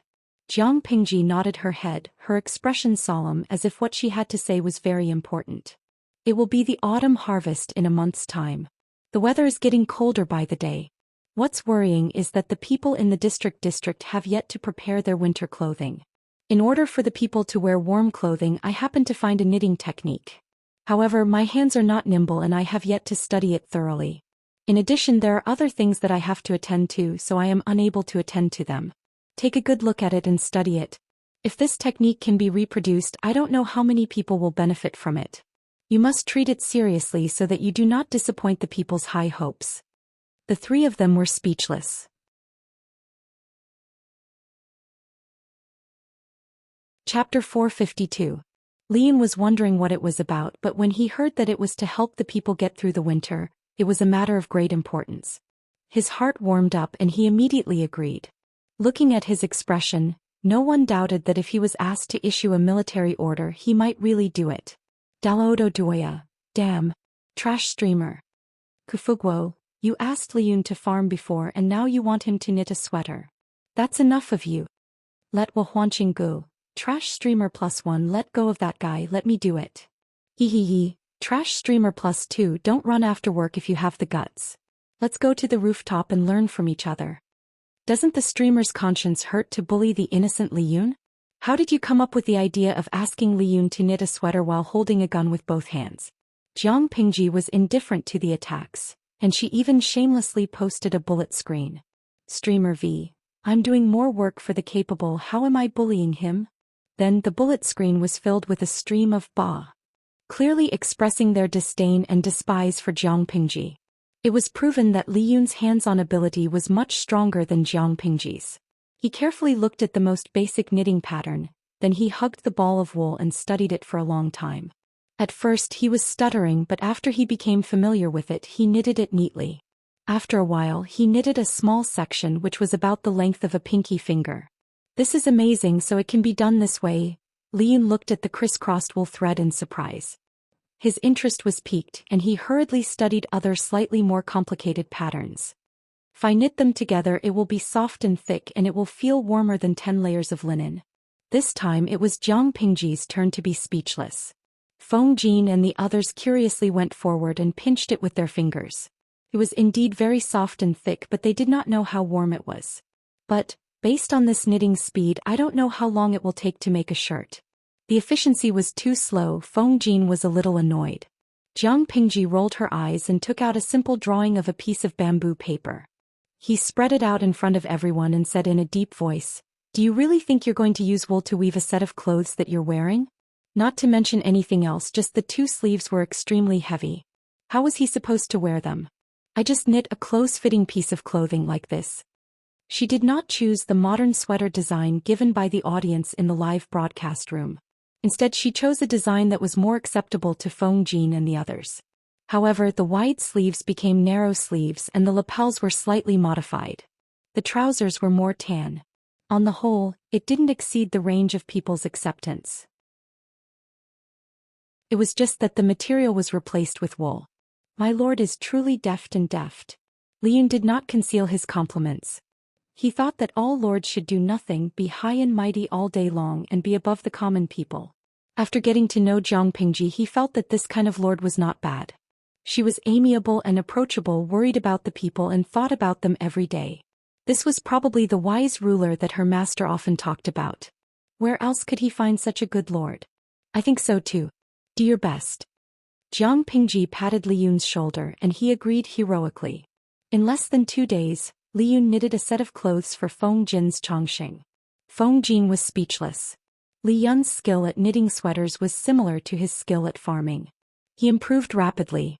In just a day or two he had knitted a few simple patterns for Chongqing.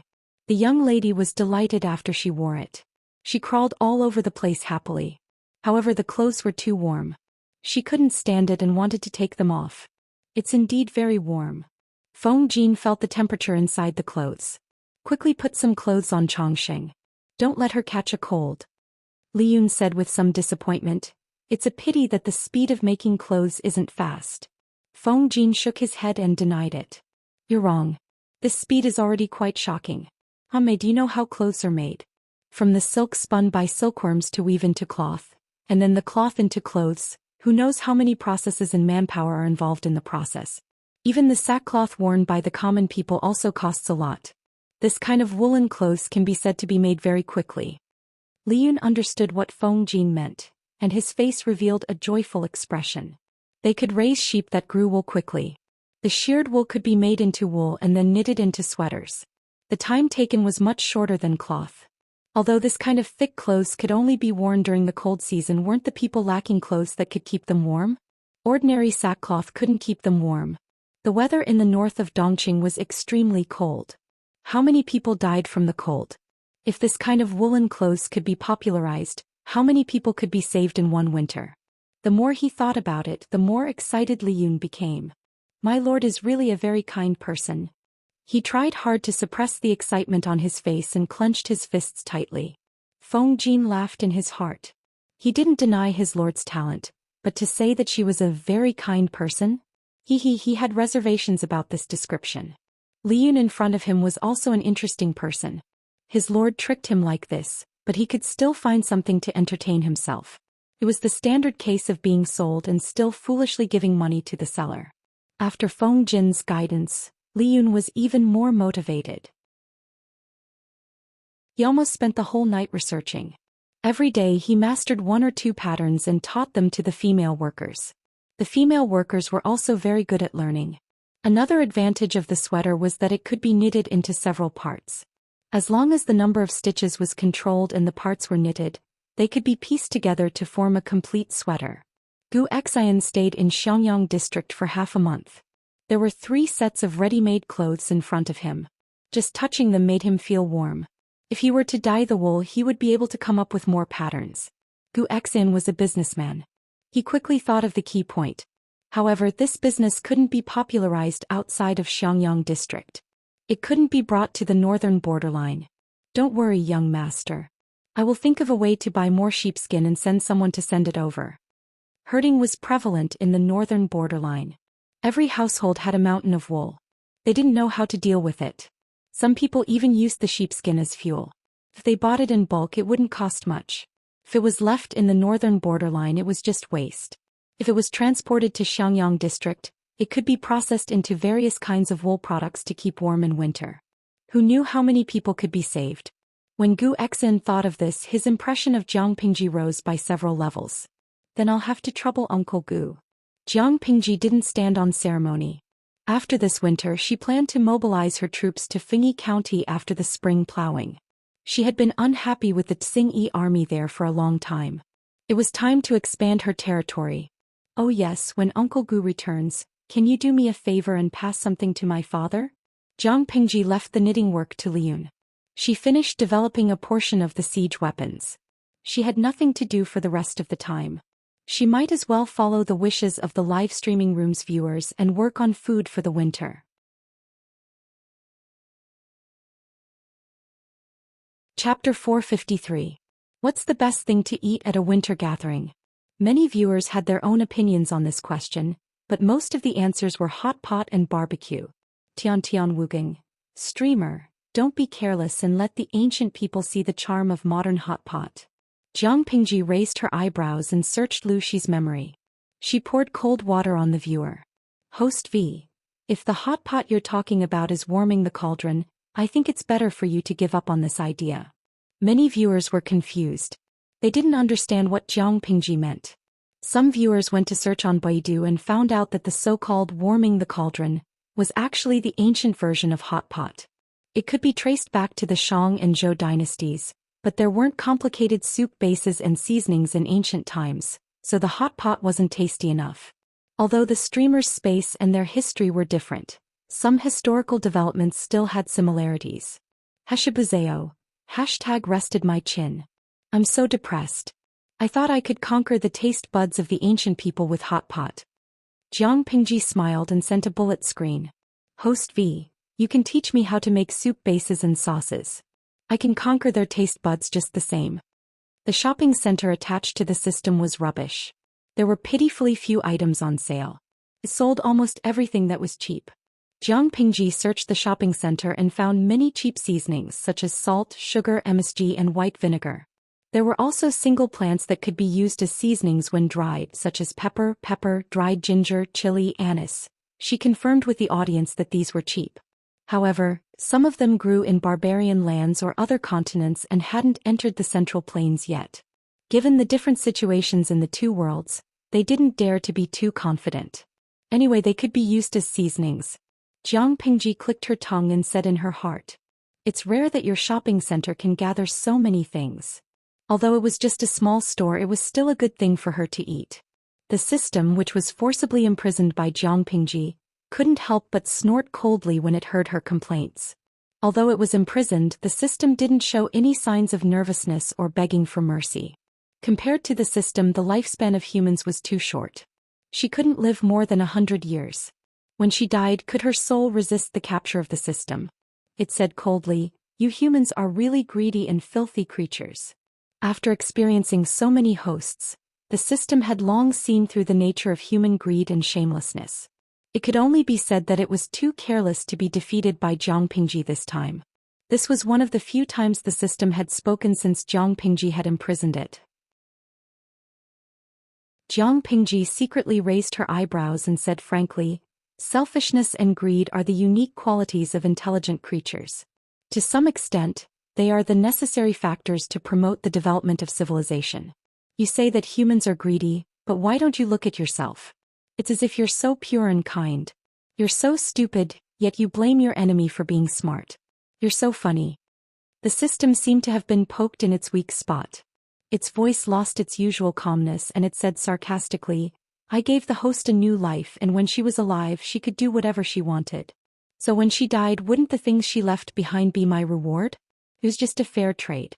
Don't be a whore and still want to maintain a chastity. There is no free lunch in this world." He couldn't suppress the greed in his heart. He didn't work hard, so he wanted to rely on the system to obtain all sorts of things. Fame, looks, wealth, lovers. How could a stupid and ordinary person in his previous life be able to live like a star after being reborn? There is a reward for being famous for a lifetime. Jiang Pingji blinked and softly said, "Oh," in her heart. "What you said makes sense, but what does this have to do with me?" The system choked. This really had nothing to do with Jiang Pingji. It was just repressed for a long time and wanted to complain. After a while it heard Jiang Pingji say, "I don't really agree with what you said. First, a fair trade is based on mutual transparency. Did you tell your host that if she eats something from you she has to pay with her soul? Second, not everyone wants to be reborn like me. I was so famous in my previous life. Who asked you to come and resurrect me? How shameless. Third, do you dare to touch your own conscience and say that you chose the host only for her soul?" The system did not say anything. Jiang Pingji secretly rolled her eyes. Rookie was a rookie. He didn't have any skills, yet he dared to show off in front of her. If the system was really for the soul, why would it go through so much effort to resurrect the host, let the host exploit her for a lifetime and then harvest her soul?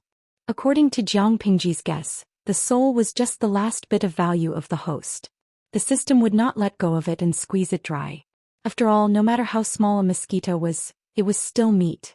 As for the real benefit, it should be something else, such as popularity points or something else. Jiang Pingji secretly thought in her heart. Unfortunately, she did not have enough clues. The system was playing dead again. TSK. Stupid data. Jiang Pingji muttered to herself. She recorded a few recipes for the soup base and a few methods of making sauces according to the audience in the streaming room. These were not secret recipes. If one were to look them up sincerely, they could be found on the internet. Jiang Pingji was not ungrateful for the help of the audience. Naturally, she felt touched. Wu Xiuxian, something good happened. I feel that the streamer suddenly laughed while copying. So weird. I suddenly thought of a very interesting guy. He obviously has low IQ, but he always provokes me. What do you think this is called? Wu Li Wu Bian, retarded? Smart. Jiang Pingji gave this amazing reply 101 points. She was not afraid that he would become arrogant even if she gave him one more point. She put the soup recipes and the sauces recipes on the stove to dry, then folded them and put them away. I think I can open a warming cauldron shop. Maybe it's a chain, Tumi Dalao. Ha. Streamer, please don't do that. Otherwise, the strategists in your house will cry at Leifeng Tower. The Lord played with mud, wood, and knitting. She was already not engaged in proper work. She opened a hot pot restaurant. Just thinking about that scene made the audience in the streaming room feel distressed. Why was it so difficult to meet a reliable lord in this day and age?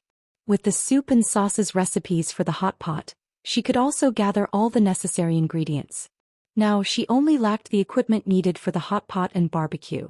Jiang Pingji studied the current warming cauldrons, the yuanyang pots of the audience in the streaming room, and the antique literature that she knew. She made a design overnight and went to the brick kiln to talk to the craftsman for the whole day.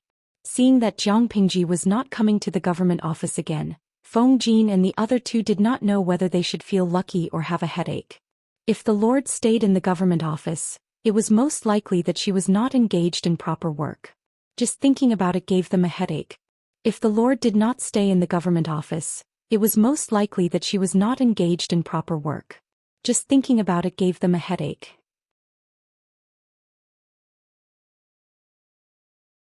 Chapter 454. When Gu Xian and his men left, not only did they bring a batch of glass tea sets and jewelry, but they also brought the gifts Jiang Pingji prepared for Lu Shi. The gifts were not precious, but they were thoughtful.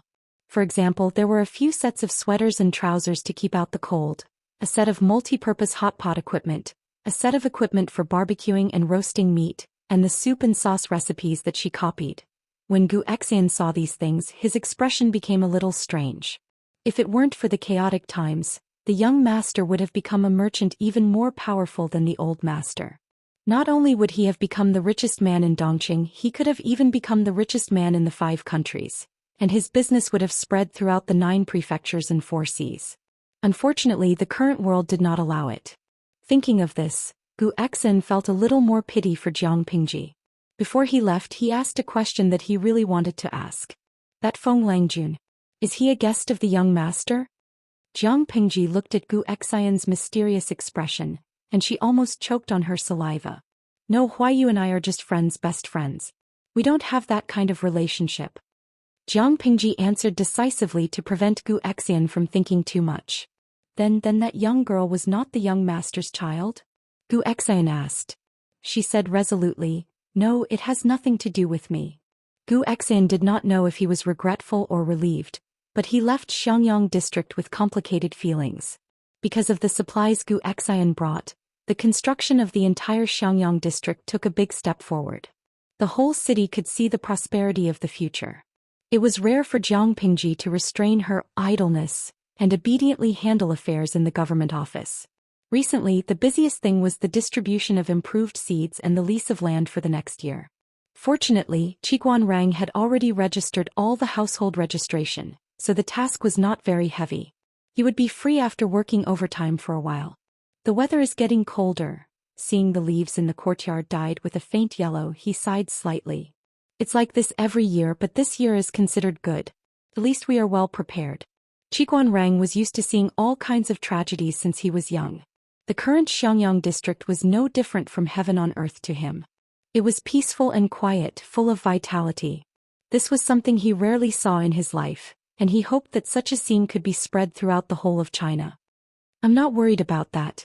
I'm worried about something else. When winter comes, I'm afraid the people won't be able to work under the heavy snow. Many people in Xiangyang district rely on manual labor to obtain food.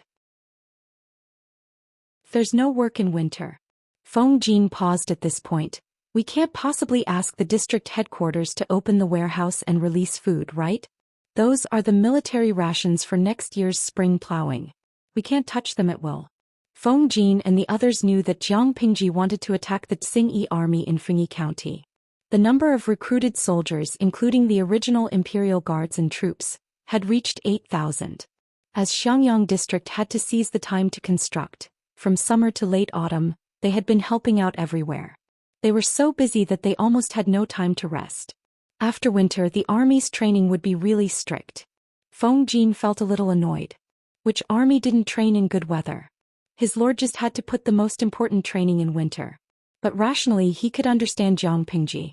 Steel tempered the will while ice and snow forged the military soul. Only a harsh environment could stimulate a person's potential to the fullest. Regarding this problem, Qiguan Rang had discussed it with Jiang Pingji in private. She gave him a solution that made him speechless. Qiguan Rang said, "My lord talked to Rang about this a few days ago. He said, it's cold in winter. Stay at home and knit sweaters." His expression was stiff. He imitated Jiang Pingji's indifferent tone very well. Feng Jin was speechless. There was nothing wrong with this. Before the beginning of autumn, all the houses in the residential area had been completed. From mid-September the people moved into the new houses in batches. The area of the houses was about 50 square meters. One room for one household. Every 10 households counted as a courtyard. Of course, these houses were rented to the people. 150 copper coins a month. Even the poorest families could afford it. At the beginning of October, the district headquarters began to recruit female workers in large quantities. They set up a knitting workshop. The number of female workers expanded to 150. The knitting workshop's main task was to process wool and spin it into wool balls. In addition, the knitting workshop also allowed women with some skills to learn how to knit sweaters. The district headquarters could give a reward of 25 to 45 copper coins for knitting a specific size sweater and wool pants. If the sweater had patterns and was exquisitely knitted, there would be a reward ranging from 5 to 10 copper coins. Of course, if men also wanted to do this work, the district headquarters would be more than happy to accept. As for the wool balls and knitting needles needed to knit sweaters and wool pants, every household had to register with the knitting workshop with their real address, real name and the names of their family members. They also had to leave a deposit of 50 copper coins. This news was undoubtedly great news for the commoners. Knitting sweaters was different from other manual labor. They could stay at home. Even on the coldest winter day, they didn't have to worry about not having any work to do. They could save up some money and live more comfortably next year. Women with exquisite craftsmanship could knit 2 sets of sweaters in about 3 days. They had nothing to do all day, so they squatted at home and knitted sweaters. Many men secretly learned from their wives in order to earn more money. The quality of the houses built by the district headquarters was very guaranteed. It was much better than most people's houses with leaky walls. The people had great confidence in the first winter after the earthquake. It was already November. The cold wind that blew brought with it a chill that hurt people's skin. Sweaters and wool pants were officially on the market. They cost 40 copper coins for children and 100 copper coins for adults. The price was not high, but most of the people were watching. Those who were generous enough to buy sweaters and wool pants were mostly those who had knitted before. Not to mention other things, wearing it was really warm. Their whole body felt warm. They were not afraid of the cold wind at all by simply wearing a piece of clothing. In less than half a month, sweaters and wool pants were all the rage in the entire Xiangyang district. More and more sweaters were sold. Su Ku, the housekeeper, looked at the account book and almost cried. Sweaters and wool pants are a losing business. He carefully calculated the accounts. Every time he sold a set, he would lose 30 to 40 copper coins. Xiaoyu, you can't calculate it like this. Feng Jin pulled the circular scarf around his neck and smiled. You should also calculate how much the district headquarters will lose if the people freeze to death. If you calculate it this way, it's actually a big profit. The winter is hard to endure. Even in Shangjing, there are people who died from the snow and cold. It was a losing business. What Jiang Pingji wanted was people to survive. After entering the government office, Feng Jin hurriedly closed the door to block the wind from outside. Then he took off the circular scarf around his neck. If it was in the past, he would definitely wear a thick fox cloak over his head, making him look bloated.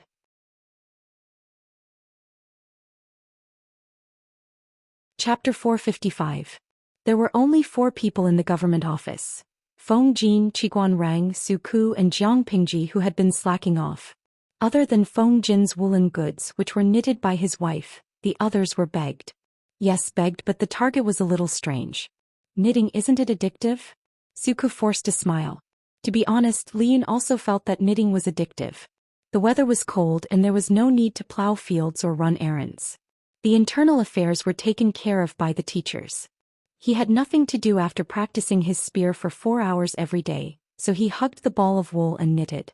But it was windy outside. How cold was it to knit? He thickened his skin and went to the government office to get some warm air. Qiguan Rang teased that having a wife was better than not having one, complaining that Feng Jin always used the scarf knitted by his wife to provoke him. Then Liyun, the honest child, sincerely offered to knit a suit for Qiguan Rang. Qiguan Rang was speechless. Su Ku laughed until his stomach hurt, then teased Liyun. Han Mei helped Wenjing, why not Ku? Sure. Su Ku was speechless. He was just teasing the honest child. Liyun's fingers were nimble, his knitting efficiency better than the most skilled woman. The knitted sweaters had patterns, neat stitches and looked exquisite. In just a few days, Qiguan Rang and Su Ku received the results of Liyun's knitting. Both of them had mixed feelings. She was so virtuous she could be married. My lord, do you want to knit a suit? Liyun's impression of Jiang Pingji had already gone off the charts several times. Remembering that she was also alone, he volunteered himself. But he was rejected. Jiang Pingji was too lazy to look up. No need, it's not like I'm unwanted. No one will even make a suit for me. What a joke, the ladies in the government office were fighting to make one for her. More importantly, I'm highly skilled in martial arts, there are few opponents in the world, I'm immune to heat and cold. I'm not like them, shivering like quails when they take off a piece of clothing. Jiang Pingji smiled wickedly, hitting the 3 strategists in the government office with her words. My lord, you're wrong. Although their physiques weren't as good as Meng Hun and the others, they weren't completely useless. Jiang Pingji glanced at them and said, can you go out for a morning jog so early in the morning? The 3 of them were silent for a moment. If the blanket did not allow them to get up, they would not run. The wool from the north borderline was continuously sent to the Xiangyang district. In order not to arouse the suspicion of the north borderline and to avoid the fight between the Tsing-Yi army and the Red Lotus group, every batch of wool was transported on a different route. The knitted sweaters and trousers would not only be supplied to the people of Xiangyang district, the surplus would be sold to Chengzhou, where Lu Shi was from. Naturally, the price was not as cheap as here. It was at least 10 times more expensive. Chengzhou was much colder than Xiangyang district. However, at the beginning of the sale, not many sweaters and trousers were sold. The style was alright, but they had never seen the material before. However, the magistrate of Chongzhou Lu Shi was Jiang Pingji's father. His father personally recommended it, and the officials under him also bought a set of clothes. The moment they put it on, it was really warm, soft and comfortable. They were convinced by Lu Prefecture's governor's recommendation. Slowly, the market for the sweaters and trousers opened up, but the quantity was limited. Basically, they were sold out when they arrived in Chongzhou. Without any warning, the first snow of the year fell on the world. It was as big as a goose feather, and the sky and earth were the same color. It looked extremely beautiful. Jiang Pingji issued a decree in the district headquarters. Every household would be fined if the snow on their roof or in front of their door was more than an inch higher. Although most of the houses in the district are new houses, if there is too much snow, it will still cause the houses to collapse. In the land under my rule, I do not wish for the tragic scene of Shangjing's snow disaster to happen again. I hope that all the people in the district will be able to get through this winter in peace. Jiang Pingji's decree made many people complain, but the district headquarters had the final say in Shangyang district. The people could choose not to implement it, but the district headquarters had the right to take back the rented houses and chase their entire family out. Faced with such a forceful implementation plan, the people could only swallow their complaints and obediently sweep the snow. Every courtyard was equipped with a ladder. Moreover, the houses were not tall, so sweeping the snow was not dangerous. Feng Jin looked at Jiang Pingji, who was becoming more and more beautiful, and said, "My lord, the people will understand your painstaking efforts." Jiang Pingji nodded and then said, "Don't be reserved, roast whatever you want to eat." In winter, having a hot pot and barbecue for a meal was the most exciting. In winter, the daily routine in the government office was basically having a meal and working overtime. As for when to have a meal, it depended on when she hunted for something big or there would not be enough to eat. Jiang Pingji set up a charcoal grill, a barbecue plate and a hot pot rack in the government office. The fuel was a pot of charcoal and a few tables were put together. Whoever wanted to eat could roast whatever they wanted to eat. More than 10 kinds of seasonings were placed in different small glass plates to cater to each person's taste. There were no green vegetables in this season. The hot pot was filled with fungi, mushrooms, cured meat or other game. Feng Jin looked at Jiang Pingji holding a brush, dipping it in the seasoning and brushing it on the pheasant and chicken wings. He was completely at ease. With such a lord, what else could he say? Say that a gentleman should stay away from the kitchen? Looking at Meng Hun and the others who were eager to try, he could not bear to spoil the atmosphere with his words. Sigh, I'll just treat it as a party without so many rules. Feng Jin thought silently. He quietly extended his chopsticks and picked up a fat drumstick that Li Yun had just roasted. He sighed in his heart. He originally thought that Li Yun would be the god of spears on the battlefield, but he followed the wrong lord. His path of growth was a little crooked. Farming, knitting, and now he even mastered the technique of barbecuing. The outside was crispy and the inside was tender. When roasted, it was golden and crispy. Li Yun was a martial artist with sharp ears and eyes. How could he not know what Feng Jin was doing? But compared to eating, he enjoyed the feeling of barbecuing more. It was a great sense of accomplishment. Because it was a private gathering and Jiang Pingji suspiciously emphasized that there was no need to be too restrained, Qiguan Rang simply threw aside the rule of not talking when eating and quietly enjoyed the fruits of Meng Hun and the others' labor. When the district town stabilizes next year, Rang will want to bring my wife and daughter over. Su Ku was a little tempted, but he thought that Takshu, who was by Jiang Pingji's side, had not been dealt with. If he brought Xuanmei over, he was afraid that it would harm her. Thus he could only bury this thought in his heart and quietly listen to it. He was preparing to imagine his goals for the coming year. Meng Hun was a loner. Next year he only wanted to help Jiang Pingji complete the conquest of Fengyi County. Luo Yue wanted to go back, but now he was on the pirate ship and could not get off. He could only sigh and accept his fate. Brother Li Yun said, "I hope Master can come back next year and reunite with me. Then I can find a good wife and strive to become a father before the end of the year." Ever since the first batch of glass was sold, Jiang Pingji had money. She was also generous to her subordinates. She gave them a few months' worth of overtime pay and bonuses. Brother Li Yun was now considered a person with a small fortune. He had a house, money, and a car mount.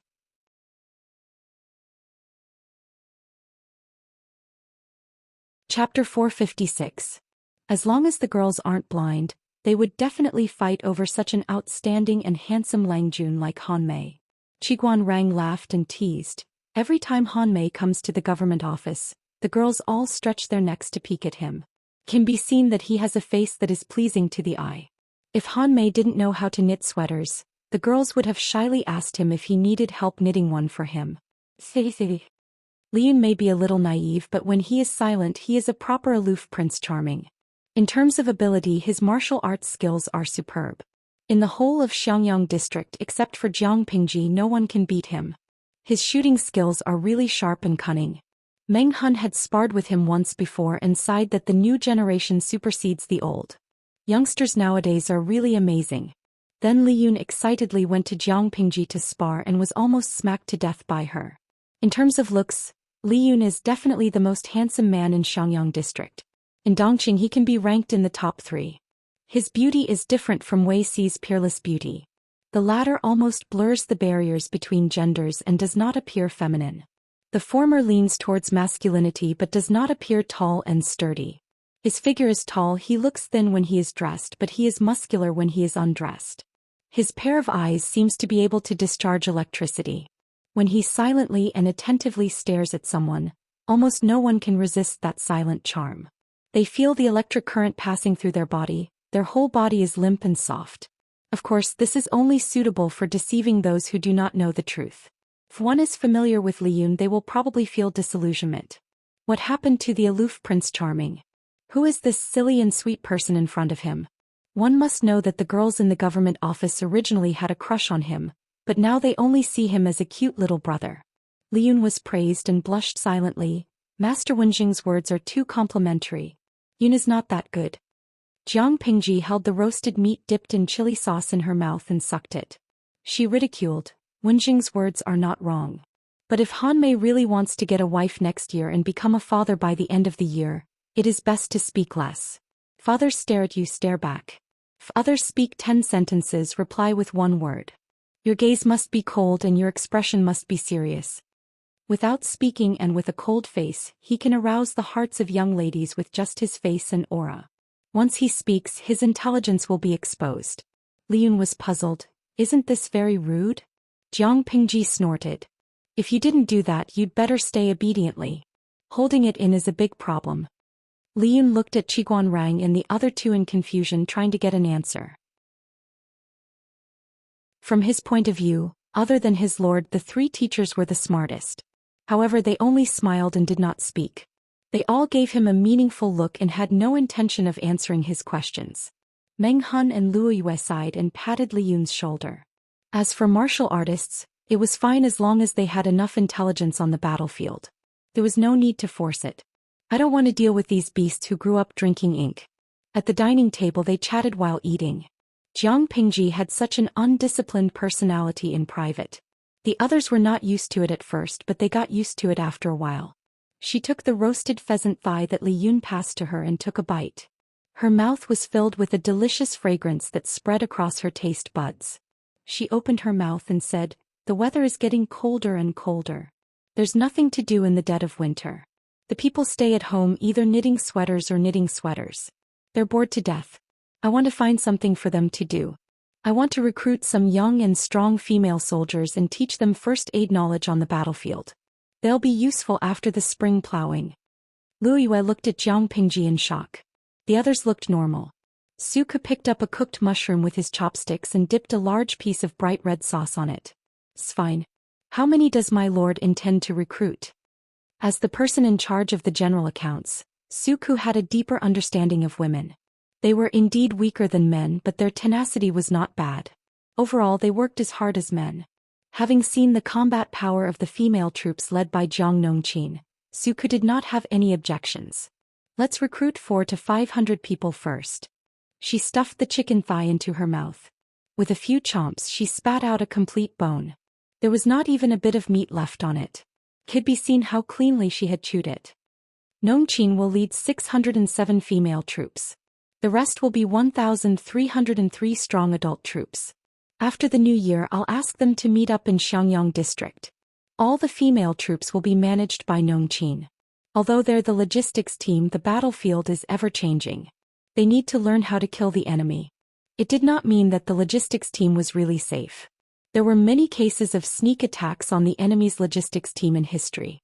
Jiang Pingji did not use the female troops as battlefield nurses. She hoped that they would really go on the battlefield to kill the enemy. However, the number of female troops was too small and their strength was weak. They still needed time to grow. Everything would start from being battlefield nurses. This woman is a little inappropriate, Luo Yue said hesitantly. Suku smiled and said, "Don't let Maiden Jiang hear this.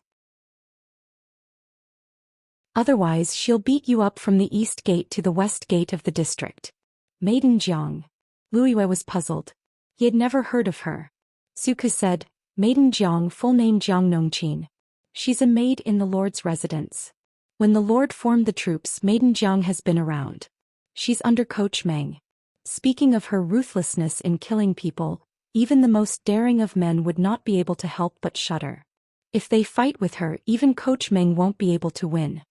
Meng Hun was named. He could not help but smile bitterly. He waved his hand and said, "Don't mention her. My whole body hurts when I mention her." Meng Hun was born for the battlefield. His martial arts skills were even more so. He used his strength to defeat the enemy. Jiang Nongqin was different. She knew her weaknesses. She simply avoided them and focused on strengthening her strengths. She was also half a disciple of Jiang Pingji. She more or less inherited Jiang Pingji's ruthless style. She targeted the enemy's weakness with every move. Once she was hit, she would either die or be injured. Meng Hun once wanted to compete with Nongqin.